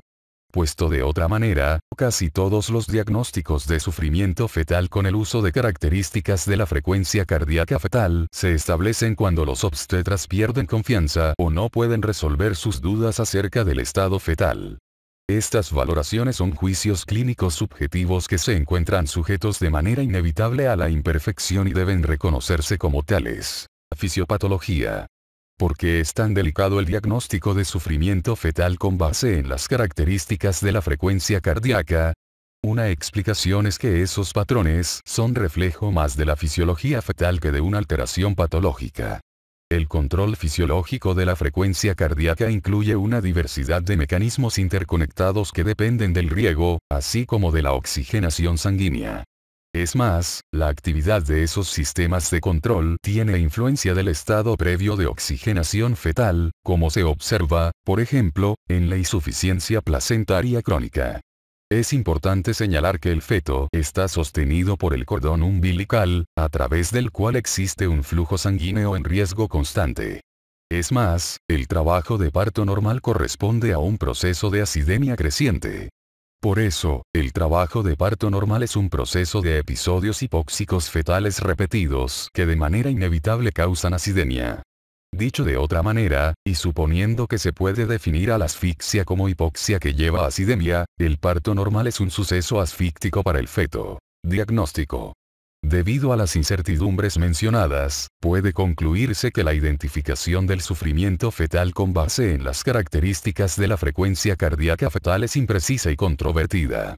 Se sabe bien que los expertos en la interpretación de estos patrones muchas veces no logran un acuerdo entre sí. De hecho, Parer, un defensor de la vigilancia electrónica de la frecuencia cardíaca fetal y organizador del Seminario de Vigilancia Fetal de la NICH en 1997, comparó en forma despreocupada a los expertos que acudieron con iguanas marinas de las Islas Galápagos al señalar, todas en la misma playa, pero orientadas en distintas direcciones y escupiéndose en forma constante. Aires de Campos y otros investigaron la concordancia interobservador en la interpretación de las características de frecuencia cardíaca fetal y observaron que dicha concordancia, o falta de concordancia, guardaba relación con que el modelo fuese normal, sospechoso o patológico. De manera específica, los expertos concordaron en 62% de los tipos normales, en 42% de los sospechosos y solo en 25% de los patológicos. Kate y otros pidieron a cada uno de 17 expertos que revisara 50 trazos en 2 ocasiones, con al menos un mes de intervalo. Casi 20% cambió sus propias interpretaciones y 25% no concordó con las interpretaciones de sus colegas. A pesar de que Murphy y otros concluyeron que por lo menos parte del problema de interpretación se debe a la falta de estudios formales en los programas de formación estadounidenses, esto es sin duda solo un modificador discreto. Dicho de otra forma, ¿cómo puede el maestro instruir al alumno si él mismo tiene dudas? Sistema de clasificación de 3 niveles según los National Institutes of Health Workshops. El NICH llevó a cabo una serie de reuniones entre 1995 y 1996 para diseñar definiciones normalizadas e inequívocas de los trazos de la frecuencia cardíaca fetal, FHR, Fetal Heart Rate, y publicaron sus recomendaciones para interpretar estos patrones. En el año 2008, se llevó a cabo otra reunión para valorar de nuevo las recomendaciones de 1997 y esclarecer la terminología. Cuadro 24.1. Un resultado importante fue la recomendación de un sistema de clasificación de 3 niveles de los patrones de la frecuencia cardíaca fetal. Cuadro 24.2. El American College of Obstetricians and Gynecologists recomendó más tarde utilizar dicho sistema. Se han realizado muy pocos estudios para valorar el sistema de 3 niveles. Jackson y otros analizaron 48.444 mujeres en trabajo de parto y encontraron patrones de categoría 1, frecuencia cardíaca fetal normal, durante el trabajo de parto en 99,5% de los trazos. Se observaron patrones de categoría 2, frecuencia cardíaca fetal indefinida, en 84,1% de los trazos, y patrones categoría 3, frecuencia cardíaca fetal anormal, en 0,1%, 54 mujeres. La mayoría, 84% de las mujeres, tuvo una mezcla de categorías durante el trabajo de parto. Kyle y otros analizaron en forma retrospectiva la frecuencia de acidemia del cordón umbilical, pH menor o igual a 7,10, correlacionada con las características de la frecuencia cardíaca fetal durante los 30 minutos previos al parto. Ninguna de las 3 categorías demostró una relación significativa con la acidemia del cordón umbilical. El American College of Obstetricians and Gynecologists y la American Academy of Pediatrics concluyeron que el trazo de categoría 1 o 2 con un augar a los 5 minutos más de 7 o una cifra ácido base en sangre arterial normal no concuerda con un evento hipóxico isquémico agudo. Sholapurkar también cuestionó la validez del sistema de clasificación de 3 niveles puesto que la mayor parte de los patrones anormales de la frecuencia cardíaca fetal se clasifica en la categoría 2, indefinida, lo cual significa que no existen recomendaciones definitivas respecto al tratamiento a seguir. Se sugirió que la mayor parte de las desaceleraciones de la frecuencia cardíaca fetal se clasifican en forma errónea como desaceleraciones variables por compresión del cordón. Parer y King compararon la situación actual en Estados Unidos con la de otros países donde varias asociaciones profesionales han logrado un consenso en cuanto a clasificación y tratamiento. Algunas de estas incluyen al Royal College of Obstetricians and Gynecologists, la Society of Obstetricians and Gynecologists of Canada, la Royal Australian y el New Zealand College of Obstetricians and Gynecologists, y la Japan Society of Obstetrics and Gynecology. Parer y King comentan que el sistema de 3 niveles de Lisch es contraproducente puesto que la categoría 2, frecuencia cardíaca fetal indefinida, consta de una mezcla heterogénea y vasta de patrones que impide crear una estrategia terapéutica. Parer y Queda propusieron un sistema de 5 niveles por color para la interpretación y el tratamiento de la frecuencia cardíaca fetal. Existen 2 publicaciones que comparan los sistemas de 5 y 3 niveles. Bannerman y otros encontraron que ambos sistemas son similares en cuanto a la interpretación de la frecuencia cardíaca fetal para trazos, que son muy normales o muy anormales. Coletta y otros observaron que el sistema de 5 niveles tuvo mayor sensibilidad que el de 3 niveles. Lo que resulta evidente es que, después de 50 años de vigilancia electrónica de la frecuencia cardíaca fetal, no existe un consenso o recomendación sobre la interpretación y el tratamiento de los patrones de la frecuencia cardíaca fetal. Meconio en el líquido amniótico. La enseñanza obstétrica durante el siglo pasado incluía el concepto de que la expulsión de meconio era una señal de posible riesgo de asfixia fetal. En 1903, J. Whitridge G. Williams observó expulsión de meconio y la atribuyó a relajación del músculo del esfínter anal inducida por aireación defectuosa de la sangre fetal. Sin embargo, los obstetras también han reconocido durante mucho tiempo que la detección de meconio durante el trabajo de parto dificulta la predicción de sufrimiento fetal o asfixia. En su revisión, Katz y Boes recalcaron la incertidumbre que plantea la presencia de meconio para el pronóstico al referirse al tema como sombrío. De hecho, aun cuando entre 12 y 22% de los trabajos de parto se complican por la presencia de meconio, solo algunos se asocian a mortalidad de lactantes. En una investigación del Parkland Hospital, se observó que el meconio planteaba un riesgo obstétrico bajo, porque la mortalidad perinatal que pudo atribuírsele fue de una muerte por cada 1000 nacidos vivos. 3 teorías se han sugerido para explicar la expulsión fetal de meconio y pudiesen en parte también explicar la débil conexión entre la expulsión de meconio y la mortalidad de lactantes. Primero, la explicación patológica propone que los fetos expulsan meconio en respuesta a hipoxia y que, por lo tanto, la presencia de ese material indica daño fetal. En segundo lugar, la explicación fisiológica es que la presencia intrauterina de meconio representa la maduración normal del aparato digestivo regulada por el sistema nervioso. La última teoría supone que la salida de meconio es resultado del estímulo vagal por el atrapamiento frecuente pero transitorio del cordón umbilical, lo que aumenta la peristalsis intestinal. Por lo tanto, la salida de meconio quizá constituye un proceso fisiológico. Ramin y otros estudiaron casi 8.000 embarazos con coloración meconial en el líquido amniótico cuyo parto fue atendido en el Parkland Hospital. El síndrome de broncoaspiración de meconio se relacionó de manera significativa con acidemia del feto al nacer. Otros aspectos correlacionados significativos de la aspiración incluyen cesárea, aplicación de forceps para acelerar el parto, anomalías de la frecuencia cardíaca fetal durante el parto, decremento de las calificaciones de Apgar y necesidad de ventilación asistida al nacer. El análisis del tipo de acidemia fetal con base en los gases en la sangre del cordón umbilical indicó que el daño fetal relacionado con el síndrome de aspiración de meconio constituye un episodio agudo, debido a que la mayor parte de los fetos con acidemia tenía aumento anormal de los valores de presión de dióxido de carbono más que acidemia metabólica pura. Dawes y otros observaron que este tipo de hipercapnia en corderos induce jadeo, por lo que se incrementa la inhalación de líquido amniótico. Jovanovic y Nguyen observaron que el meconio inspirado hacia los pulmones fetales causaba el síndrome de broncoaspiración solo en animales con asfixia. Ramin y otros formularon la hipótesis de que la fisiopatología del síndrome de broncoaspiración de meconio incluye, entre otros, la presencia de hipercapnia fetal que estimula la respiración y lleva la aspiración de meconio hacia los alvéolos y daño del parénquima pulmonar secundario al de las células alveolares inducido por la acidemia.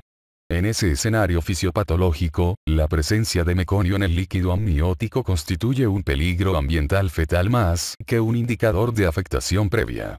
Esa secuencia fisiopatológica propuesta no es exhaustiva porque no tiene en cuenta casi la mitad de los casos del síndrome de broncoaspiración de meconio, en los que el feto no tenía acidemia al nacer. Por lo anterior, se concluyó que la incidencia alta de meconio en el líquido amniótico que se observa durante el trabajo de parto muchas veces representa la expulsión de contenidos gastrointestinales junto con procesos fisiológicos normales. Aunque normal, dicho meconio se convierte en un peligro ambiental cuando hay acidemia fetal. Es importante señalar que dicha acidemia sucede de manera aguda y, por lo tanto, la aspiración de meconio es impredecible y tal vez inevitable. Además, Greenwood y otros demostraron que el líquido amniótico transparente tampoco es un buen factor predictivo. En un estudio prospectivo con 8.394 mujeres con líquido amniótico transparente, se observó que la característica del líquido constituía un signo poco confiable del bienestar fetal. La evidencia creciente indica que muchos lactantes con síndrome de aspiración meconial han sufrido de hipoxia crónica antes del nacimiento. Blackwell y otros observaron que 60% de los lactantes con diagnóstico de síndrome de aspiración meconial tiene un pH en la arteria umbilical mayor o igual a 7,20, lo que significa que el síndrome es independiente al estado del neonato durante el parto. Asimismo, ciertos indicadores de hipoxia crónica como la concentración de eritropoyetina fetal y la cuenta de eritrocitos nucleados en los recién nacidos, sugieren que en muchos casos de síndrome de aspiración meconial participa la hipoxia crónica. Hace poco, el tratamiento obstétrico sistemático del recién nacido con líquido amniótico meconial incluía la succión de orofaringe y nasofaringe durante el parto. Sin embargo, las guías del American Academy of Pediatrics y el American College of Obstetricians and Gynecologists recomiendan evitar la succión de estos lactantes durante el parto puesto que dicha acción no evita el síndrome de aspiración meconial. Como se describe en el capítulo 32, si el lactante se encuentra deprimido, la tráquea se intuba y se succiona el meconio desde la parte inferior de la glotis. Si el recién nacido es vigoroso, o sea que tiene un esfuerzo respiratorio adecuado, buen tono muscular y frecuencia cardíaca más de 100 latidos por minuto, no es necesaria la succión traqueal puesto que existe la posibilidad de lesionar las cuerdas vocales. Opciones de atención. Las opciones principales en caso de patrones de frecuencia cardíaca fetal con variación significativa consisten en corregir cualquier estímulo lesivo al feto, de ser posible. Las medidas sugeridas por el American College of Obstetricians and Gynecologists, 2013 b.c., se enlistan en el cuadro 24.3.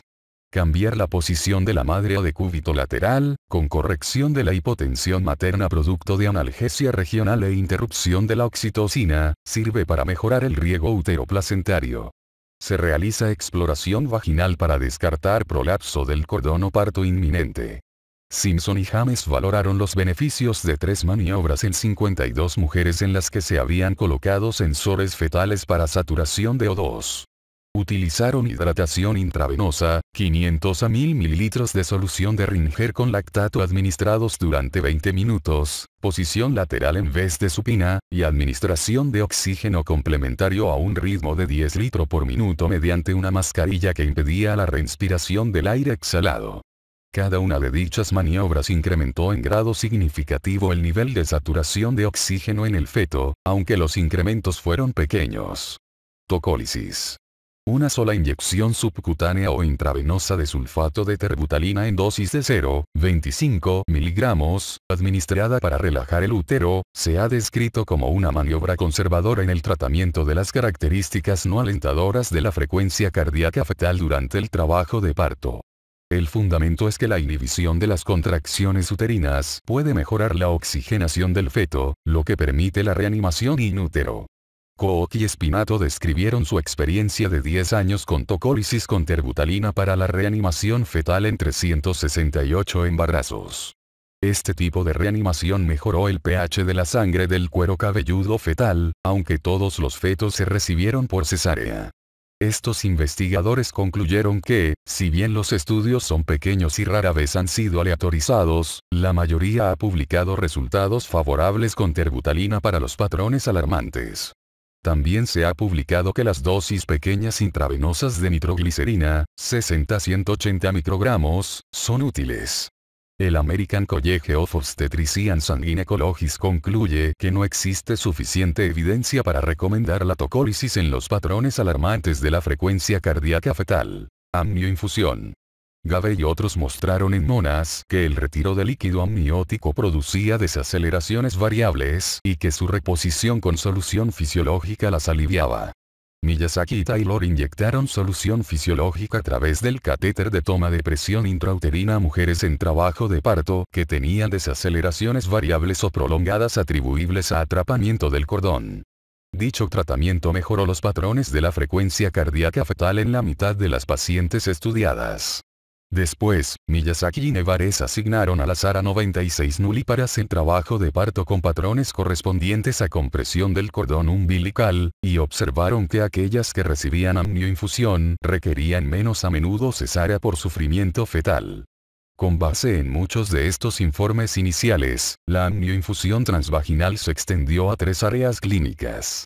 Estas incluyen: 1. Tratamiento de las desaceleraciones variables prolongadas. 2. Profilaxis en mujeres con oligohidramnios, así como rotura prolongada de membranas. Y 3. Intentos de diluir o eliminar el meconio espeso. Se han comunicado muchos esquemas diferentes de amnioinfusión, pero casi todos incluyen una dosis rápida de 500 a 800 mililitros de solución fisiológica tibia normal, seguida de su administración continua a razón de casi 3 mililitros por minuto. En otro estudio, Rineart y otros administraron al azar dosis rápidas de 500 mililitros de solución fisiológica a temperatura ambiente, solas o vinculadas a la administración continua de 3 mililitros por minuto. En su estudio, se incluyó a 65 mujeres con desaceleraciones variables y los investigadores señalaron que ningún método era superior al otro. Wenstrom y otros hicieron una encuesta sobre el uso de la amnioinfusión en hospitales de enseñanza en Estados Unidos. El procedimiento se utilizó en 96% de los 186 centros hospitalarios en que se hizo la encuesta y se calculó que 3 a 4% de las mujeres que dieron a luz en esos centros recibió dicha solución. En el cuadro 24.4 se resumen las posibles complicaciones de la amnioinfusión. Amnioinfusión profiláctica para el tratamiento de las desaceleraciones variables.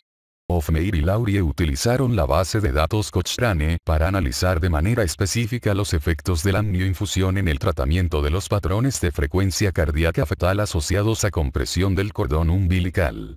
Se identificaron 19 estudios apropiados, la mayor parte de los cuales con menos de 200 participantes. Se concluyó que la amnioinfusión resulta útil para reducir la frecuencia de desaceleraciones variables, mejorar el resultado neonatal y disminuir el índice de cesáreas. El American College of Obstetricians and Gynecologists recomienda contemplar la posibilidad de una amnioinfusión ante desaceleraciones variables persistentes. Amnioinfusión profiláctica para oligohidramnios. La amnioinfusión en mujeres con oligohidramnios se ha utilizado de forma profiláctica para evitar los patrones anormales de la frecuencia cardíaca fetal por obstrucción del cordón umbilical. Nageote y otros observaron que este método reduce de manera significativa la frecuencia y gravedad de las desaceleraciones variables durante el trabajo de parto. Sin embargo, la frecuencia de cesáreas y el estado del lactante de término no mejoraron. En un estudio con asignación al azar, Macrin y otros estudiaron la amnioinfusión profiláctica en 170 embarazos de término y postérmino complicados por meconio espeso y oligohidramnios. La amnioinfusión redujo de manera significativa el índice de cesáreas por sufrimiento fetal y síndrome de aspiración meconial. Por el contrario, Ogundipe y otros asignaron al azar a 116 embarazos de término con un índice de líquido amniótico menos de 5 centímetros para que recibieran amnioinfusión profiláctica o la atención obstétrica tradicional.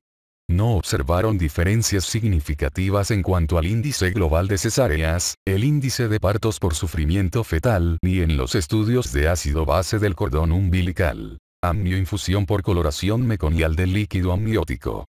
Pierce y otros resumieron los resultados de 3 estudios prospectivos de amnioinfusión durante el parto en 1924 mujeres con coloración del líquido amniótico por meconio de consistencia moderada a espesa.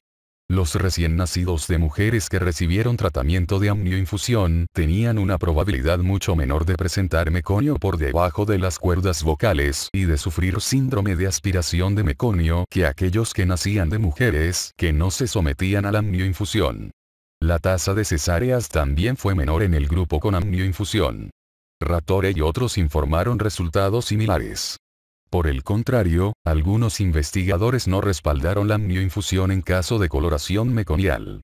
Por ejemplo, Usta y otros publicaron que la amnioinfusión no era factible en la mitad de las mujeres con meconio moderado o espeso que se habían asignado al azar para recibir este tratamiento. Esos investigadores no pudieron demostrar mejoría de los resultados neonatales. Spohn y otros también concluyeron que, si bien la amnioinfusión profiláctica diluía el meconio, no mejoraba el resultado perinatal. Por último, Fraser y otros asignaron al azar a 1998 mujeres con coloración meconial intensa del líquido amniótico en trabajo de parto para recibir una amnioinfusión y no observaron beneficios. Debido a estos datos, el American College of Obstetricians and Gynecologists, 2012a, 2013c, no recomienda la amnioinfusión para diluir el líquido amniótico con coloración meconial. Según Xu y otros en las regiones que no cuentan con vigilancia electrónica continua, se puede utilizar la amnioinfusión para reducir la frecuencia de síndrome de aspiración meconial, patrones de la frecuencia cardíaca fetal y daño cerebral. Los esfuerzos por correlacionar los patrones de la frecuencia cardíaca fetal con el daño cerebral han sido principalmente estudios de lactantes identificados como resultado de algunas acciones médico-legales. Felanian comunicaron que en 48 fetos a los que se encontró después alteración neurológica, ya tenían un trazo no reactivo persistente de la frecuencia cardíaca en el momento del ingreso hospitalario en 70% de las pacientes. Concluyeron que el daño neurológico fetal ocurría de manera predominante antes del arribo al hospital. Cuando observaron de manera retrospectiva las características de la frecuencia cardíaca fetal en 209 lactantes con daño cerebral, concluyeron que no había un tipo particular asociado al daño neurológico. Graham y otros revisaron las publicaciones emitidas entre 1966 y 2006 en todo el mundo sobre el efecto de la vigilancia electrónica para evitar la lesión cerebral perinatal, y no observaron beneficio alguno. Pruebas experimentales. Las características de la frecuencia cardíaca fetal necesarias para que ocurra daño cerebral perinatal se han estudiado en animales de laboratorio. Myers describió los efectos de la asfixia completa y parcial en monas rhesus en estudios de daño cerebral por asfixia perinatal. La asfixia completa se produjo por obstrucción total del riego sanguíneo umbilical que llevó al desarrollo de desaceleraciones prolongadas, figura 24-31. El pH de arteria fetal no alcanzó 7,0 hasta casi 8 minutos después del cese completo de la oxigenación y el riego sanguíneo umbilical. Se requirieron al menos 10 minutos de esta desaceleración prolongada antes de que hubiese pruebas de daño cerebral en los fetos que sobrevivieron. Myers también produjo asfixia parcial en monas rhesus al impedir el riego sanguíneo aórtico materno, lo que ocasionó desaceleraciones tardías por riego deficiente uterino y placentario. El autor observó que varias horas de esas desaceleraciones no dañaron el cerebro fetal, a menos que el pH descendiera por debajo de 7,0. De hecho, Adamson y Myers comunicaron después que las desaceleraciones tardías eran indicadores de asfixia parcial mucho antes que ocurriese daño cerebral.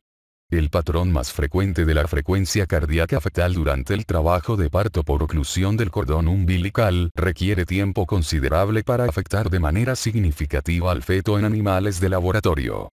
Clapp y otros ocluyeron en forma parcial el cordón umbilical en los fetos de oveja durante 1 minuto cada 3 minutos. Rocha y otros ocluyeron de manera completa el cordón umbilical durante 90 segundos cada 30 minutos durante 3 a 5 horas al día durante 4 días, sin producir lesión necrótica de las células cerebrales. Los resultados de experimentos como esos sugieren que los efectos del atrapamiento del cordón umbilical dependen del grado de oclusión, parcial o total, la duración de las oclusiones individuales y la frecuencia de estas. Pruebas en seres humanos. La contribución de los episodios que ocurren durante el trabajo de parto a las discapacidades neurológicas posteriores se ha sobreestimado en gran medida, y se analiza con más detalle en el capítulo 33. Es evidente que para que ocurra daño cerebral, el feto se debe exponer a hipoxia durante un tiempo prolongado. Además, la hipoxia debe causar acidemia metabólica profunda casi igual a la que provoca la muerte.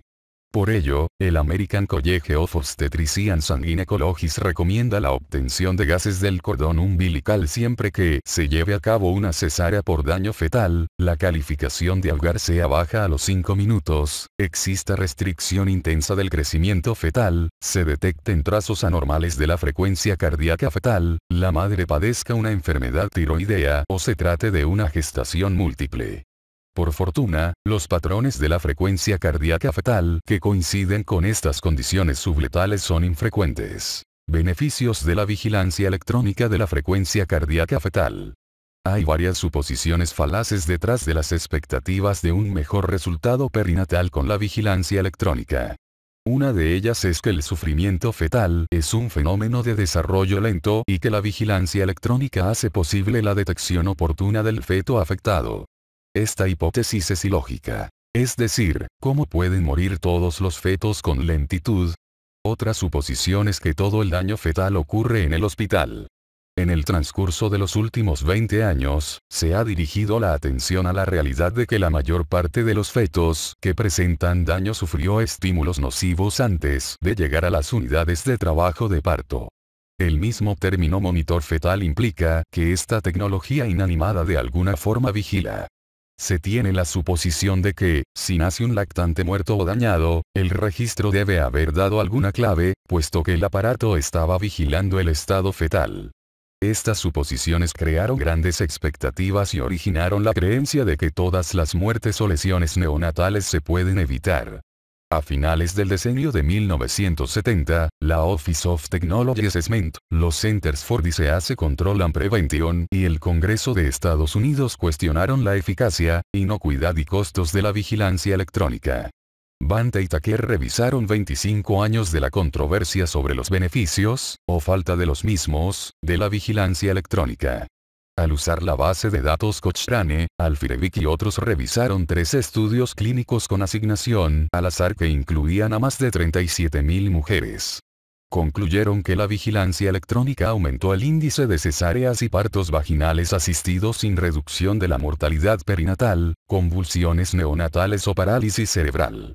Grimes y Papert publicaron un comentario actual sobre vigilancia electrónica en Obstetrics y Gynecology. Resumieron que este tipo de procedimiento, aunque ha sido utilizado en 85% de casi 4 millones de los nacimientos anuales en Estados Unidos, ha fracasado como programa de detección de salud pública. Observaron que el valor predictivo positivo de la vigilancia electrónica para muerte fetal en trabajo de parto o parálisis cerebral es de casi 0, lo cual significa que casi todo resultado positivo es incorrecto. Se han hecho 2 intentos recientes por estudiar las consecuencias epidemiológicas de la vigilancia electrónica en Estados Unidos, y cada uno ha utilizado las estadísticas vitales nacionales de los nacimientos ligados con muertes infantiles. Chen y otros utilizaron los datos del 2004 sobre 1.732.211 nacidos vivos únicos, 89% de los cuales se sometió a vigilancia electrónica. Publicaron que este procedimiento aumenta el índice de partos quirúrgicos, pero reduce el índice de mortalidad neonatal inicial.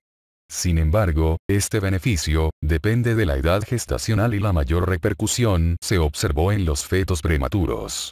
Más recientemente, Anand y otros publicaron un estudio epidemiológico similar pero más grande, utilizando los datos de las actas de nacimiento de Estados Unidos ligados con los certificados de defunción infantil.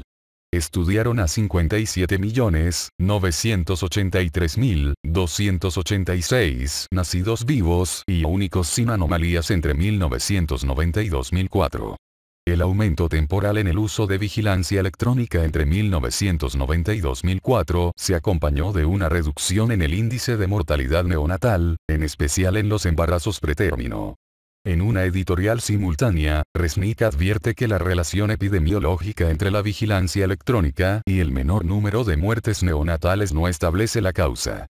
Resnick sugiere que las limitaciones del estudio de Anand deben generar escepticismo en el lector en cuanto a los resultados. También opina que el debate sobre la vigilancia electrónica sigue y sigue y sigue, y de hecho así es. Experiencia en el Parkland Hospital. Vigilancia electrónica selectiva frente a vigilancia electrónica universal. En julio de 1982 empezó una investigación en el Parkland Hospital para establecer si todas las mujeres en trabajo de parto se deben someter a vigilancia electrónica. En meses alternos se rotó la vigilancia electrónica universal con vigilancia electrónica selectiva de la frecuencia cardíaca, que era la práctica más frecuente. Durante la investigación de 3 años, en 17.410 trabajos de parto se utilizó la vigilancia electrónica universal y sus resultados se compararon con los de un grupo de tamaño similar de mujeres que se sometieron a vigilancia electrónica en forma selectiva. No se observaron diferencias significativas en los resultados perinatales. Hubo un pequeño incremento, pero significativo en el número de cesáreas por sufrimiento fetal en el grupo que utilizó vigilancia electrónica universal. Por lo tanto, el hecho de utilizar más la vigilancia electrónica en el Parkland Hospital no mejoró los resultados perinatales, pero aumentó ligeramente la frecuencia de cesáreas por sufrimiento fetal. Recomendaciones actuales. Los métodos usados más a menudo para la vigilancia de la frecuencia cardíaca fetal durante el parto incluyen auscultación con un estetoscopio de Pinard o un dispositivo de ecografía Doppler, o la vigilancia electrónica continua de la frecuencia cardíaca y las contracciones uterinas. Ninguna prueba científica ha identificado al método más eficaz, incluyendo la frecuencia o duración de la vigilancia fetal que asegure resultados óptimos. En el cuadro 24.5 se resumen las recomendaciones actuales de la American Academy of Pediatrics y el American College of Obstetricians and Gynecologists. Se considera que la auscultación intermitente o la vigilancia electrónica continua son métodos aceptables de vigilancia durante el parto en embarazos de bajo y alto riesgos.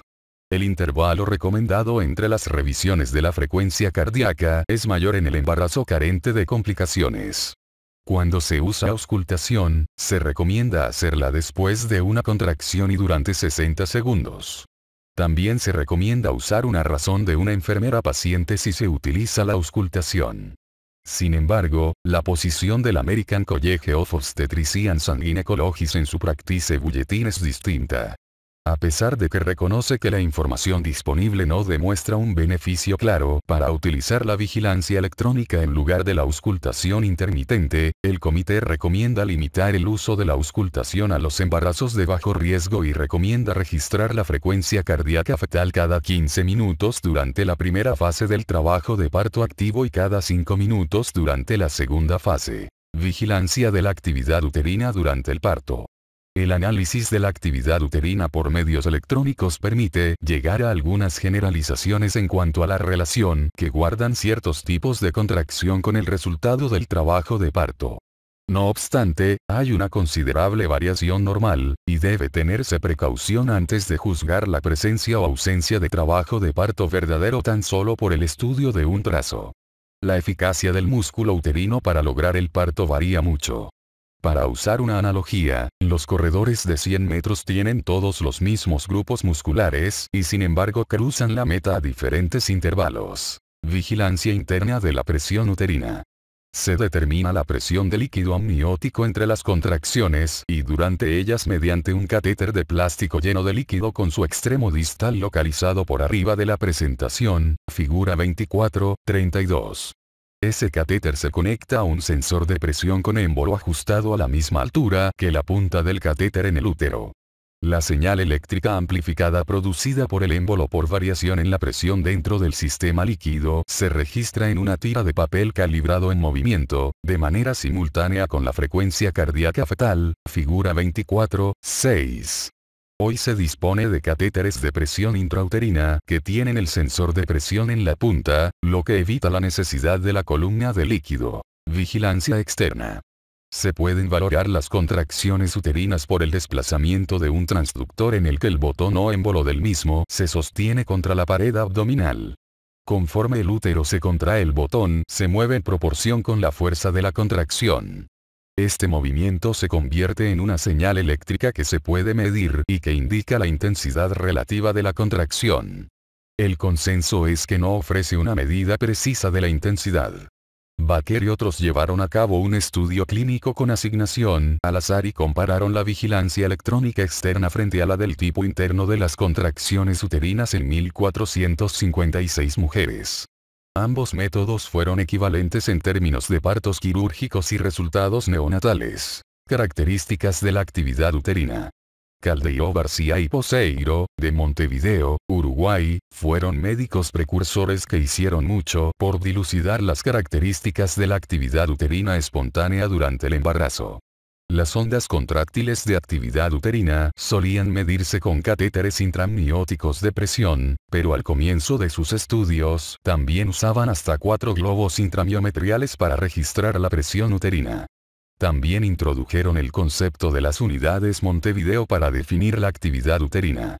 De acuerdo con esta definición, el desempeño uterino es el producto de la intensidad, aumento de la presión uterina por encima del tono basal, de una contracción en milímetros de mercurio, multiplicada por el número de contracciones en 10 minutos. Por ejemplo, 3 contracciones en 10 minutos, cada una de 50 milímetros de mercurio de intensidad constituirían 150 unidades Montevideo. Durante las primeras 30 semanas de la gestación, la actividad uterina es comparativamente estable. Las contracciones rara vez rebasan 20 milímetros de mercurio y se han equiparado con las descritas por primera vez en 1872 por John Braxton Hicks. La actividad uterina aumenta en forma gradual después de las 30 semanas y vale la pena mencionar que esas contracciones de Braxton Hicks también aumentan en intensidad y frecuencia. Son habituales los incrementos mayores de la actividad uterina en las últimas semanas del embarazo, que se denominan previos al trabajo de parto.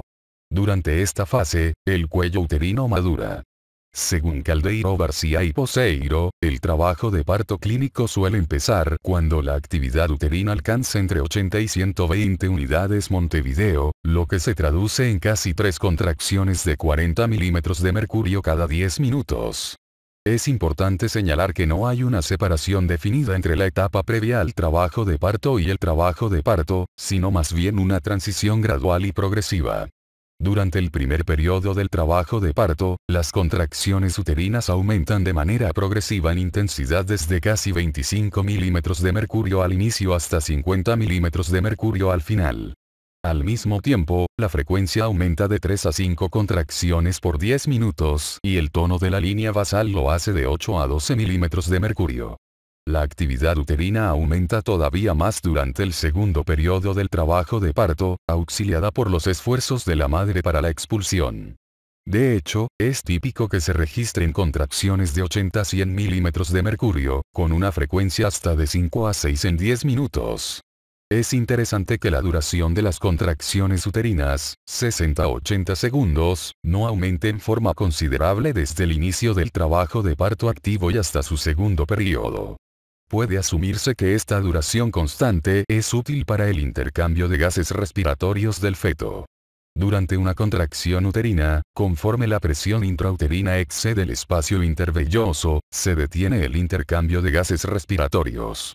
Esto conduce a que el feto sostenga la respiración de manera funcional, con un límite de 60 a 80 segundos que se mantiene más bien constante. Caldeiro García y Poseiro también observaron de manera empírica que las contracciones uterinas son clínicamente palpables solo después que su intensidad rebasa 10 milímetros de mercurio. Es más, hasta que la intensidad de las contracciones alcanza 40 milímetros de mercurio, la pared uterina puede comprimirse con facilidad con el dedo. A mayor intensidad, dicha pared se hace tan dura que resiste el intento de compresión digital. Las contracciones uterinas por lo general no se vinculan con dolor hasta que su intensidad rebasa 15 milímetros de mercurio, supuestamente porque esa es la presión mínima requerida para distender el segmento inferior y el cuello uterinos. De ahí que las contracciones de Braxton Hicks que rebasan 15 milímetros de mercurio puedan percibirse como molestas porque se cree que la distensión del útero, el cuello y el conducto del parto produce malestar. Hendricks observó que el médico impone grandes demandas al útero. Es de esperar que el útero se mantenga relajado durante el embarazo, se contraiga en forma eficaz pero intermitente durante el trabajo de parto y después adquiera un estado de casi constante contracción durante varias horas posparto. La figura 24-33 muestra un ejemplo de la actividad uterina normal durante el trabajo de parto. La actividad uterina aumenta de manera progresiva y gradual desde los pródromos del trabajo de parto hasta una fase avanzada del mismo. Es interesante, como se muestra en la figura 24.33, que las contracciones uterinas después del nacimiento son idénticas a las que lo originaron. Además, el tipo de actividad uterina es de decremento gradual o reversión de la que llevó al parto. Por ello, no es de sorprender que el útero que se desempeña mal antes del parto tenga tendencia a la atonía y origine hemorragia puerperal. Origen y propagación de las contracciones. No se ha estudiado de manera amplia al útero en términos de sus mecanismos funcionales fisiológicos diferentes a los hormonales. La onda contráctil normal del trabajo de parto se origina cerca del extremo uterino de una de las trompas de Falopio. Por lo tanto, dichas regiones actúan como marcapasos figura 24.34. El marcapaso derecho suele predominar sobre el izquierdo, y comienza la mayor parte de las ondas contráctiles. Las contracciones se distribuyen a partir de la región marcapaso por el útero a razón de 2 centímetros por segundo con despolarización de todo el órgano en 15 segundos. Esa onda de despolarización se propaga en sentido descendente hacia el cuello uterino. La intensidad es máxima en el fondo y disminuye en la parte inferior del útero. Se piensa que este fenómeno refleja reducciones del grosor del miometrio desde el fondo hasta el cuello uterino. Se piensa que ese gradiente descendente de la presión sirve para dirigir el descenso fetal hacia el cuello uterino, así como para borrarlo. Es importante que todas las partes del útero estén sincronizadas y alcancen su presión máxima casi de modo simultáneo, lo que da lugar a la forma de onda curva, que se muestra en la figura 24.34. Young y Zhang demostraron que el inicio de cada contracción se desencadena a partir de un episodio bioeléctrico en el nivel ístico. La teoría de los marcapasos también sirve para explicar la intensidad diversa de las contracciones acopladas adyacentes que se muestra en los recuadros A y B, de la figura 24.33. Tal acoplamiento fue llamado incoordinación por Caldeiro García y Poseiro. Una onda contráctil se inicia en una región del marcapaso cornual, pero no se despolariza de manera sincrónica todo el útero. Como resultado, se inicia otra contracción en el marcapaso contralateral y produce la segunda onda contráctil de acoplamiento. Esas pequeñas contracciones alternadas con unas mayores parecen ser las habituales del comienzo del trabajo de parto y de hecho este puede avanzar con dicha actividad, aunque a paso más lento. Esos autores también observaron que el trabajo de parto avanzaría en forma lenta si las contracciones regulares fuesen hipotónicas, esto es, con intensidad menor de 25 milímetros de mercurio o frecuencia menor de 2 en 10 minutos. Aunque y otros cuantificaron las presiones de las contracciones uterinas en 109 mujeres a término que recibieron oxitocina para inducción o conducción del trabajo de parto. La mayoría alcanzó 200 a 225 unidades Montevideo, y 40% tuvo hasta 300 de esas unidades para efectuar el parto. Los autores sugirieron que deben buscarse esos grados de actividad uterina antes de considerar la cesárea por una supuesta distocia. Nueva terminología para las contracciones uterinas. El American College of Obstetricians and Gynecologists recomienda estos términos para describir y cuantificar las contracciones uterinas. El término actividad uterina normal se define como la presencia de 5 o menos contracciones en 10 minutos a lo largo de 30 minutos. El término taquisistolia se define como la presencia de más de 5 contracciones en 10 minutos a lo largo de 30 minutos. Este término se puede aplicar al trabajo de parto espontáneo o inducido. El término hiperestimulación se dejó de utilizar. Stewart y otros estudiaron de manera prospectiva la taquisistolia uterina en 584 mujeres, en quienes se indujo el trabajo de parto con misoprostol en el Parkland Hospital. No hubo relación entre los resultados secundarios en el lactante y el mayor número de contracciones durante 10 o 30 minutos. Sin embargo, la presencia de 6 o más contracciones en 10 minutos se acompañó en forma significativa de desaceleraciones en la frecuencia cardíaca fetal. Complicaciones de la vigilancia electrónica. Los electrodos utilizados para la valoración de la frecuencia cardíaca fetal y los catéteres para medir las contracciones uterinas se acompañan de una serie de complicaciones poco frecuentes, pero potencialmente peligrosas. En raras ocasiones, la colocación del catéter para medir la presión intrauterina lacerará un vaso fetal en la placenta. Asimismo, con la inserción, la perforación placentaria y quizá la uterina provocan hemorragia, una morbilidad grave y registros incorrectos que provocan un tratamiento diagnóstico inadecuado. Se ha descrito compresión grave del cordón umbilical cuando éste se enreda con el catéter utilizado para medir la presión. La lesión que causa el electrodo para valorar la frecuencia cardíaca en el cuero cabelludo o la pelvis del feto no suele ser grave. Sin embargo, si se aplica en otro sitio, como un ojo en una presentación facial, el resultado puede ser grave. Tanto el feto como la madre tienen mayor riesgo de infección con la vigilancia electrónica interna. Las lesiones del cuero cabelludo por el electrodo pueden infectarse y se han reportado casos de osteomielitis craneal ulterior. La American Academy of Pediatrics y el American College of Obstetricians and Gynecologists recomiendan que algunas infecciones maternas como el virus de la inmunodeficiencia humana, virus de herpes simple y virus de hepatitis B y C, son contraindicaciones relativas para la vigilancia electrónica interna.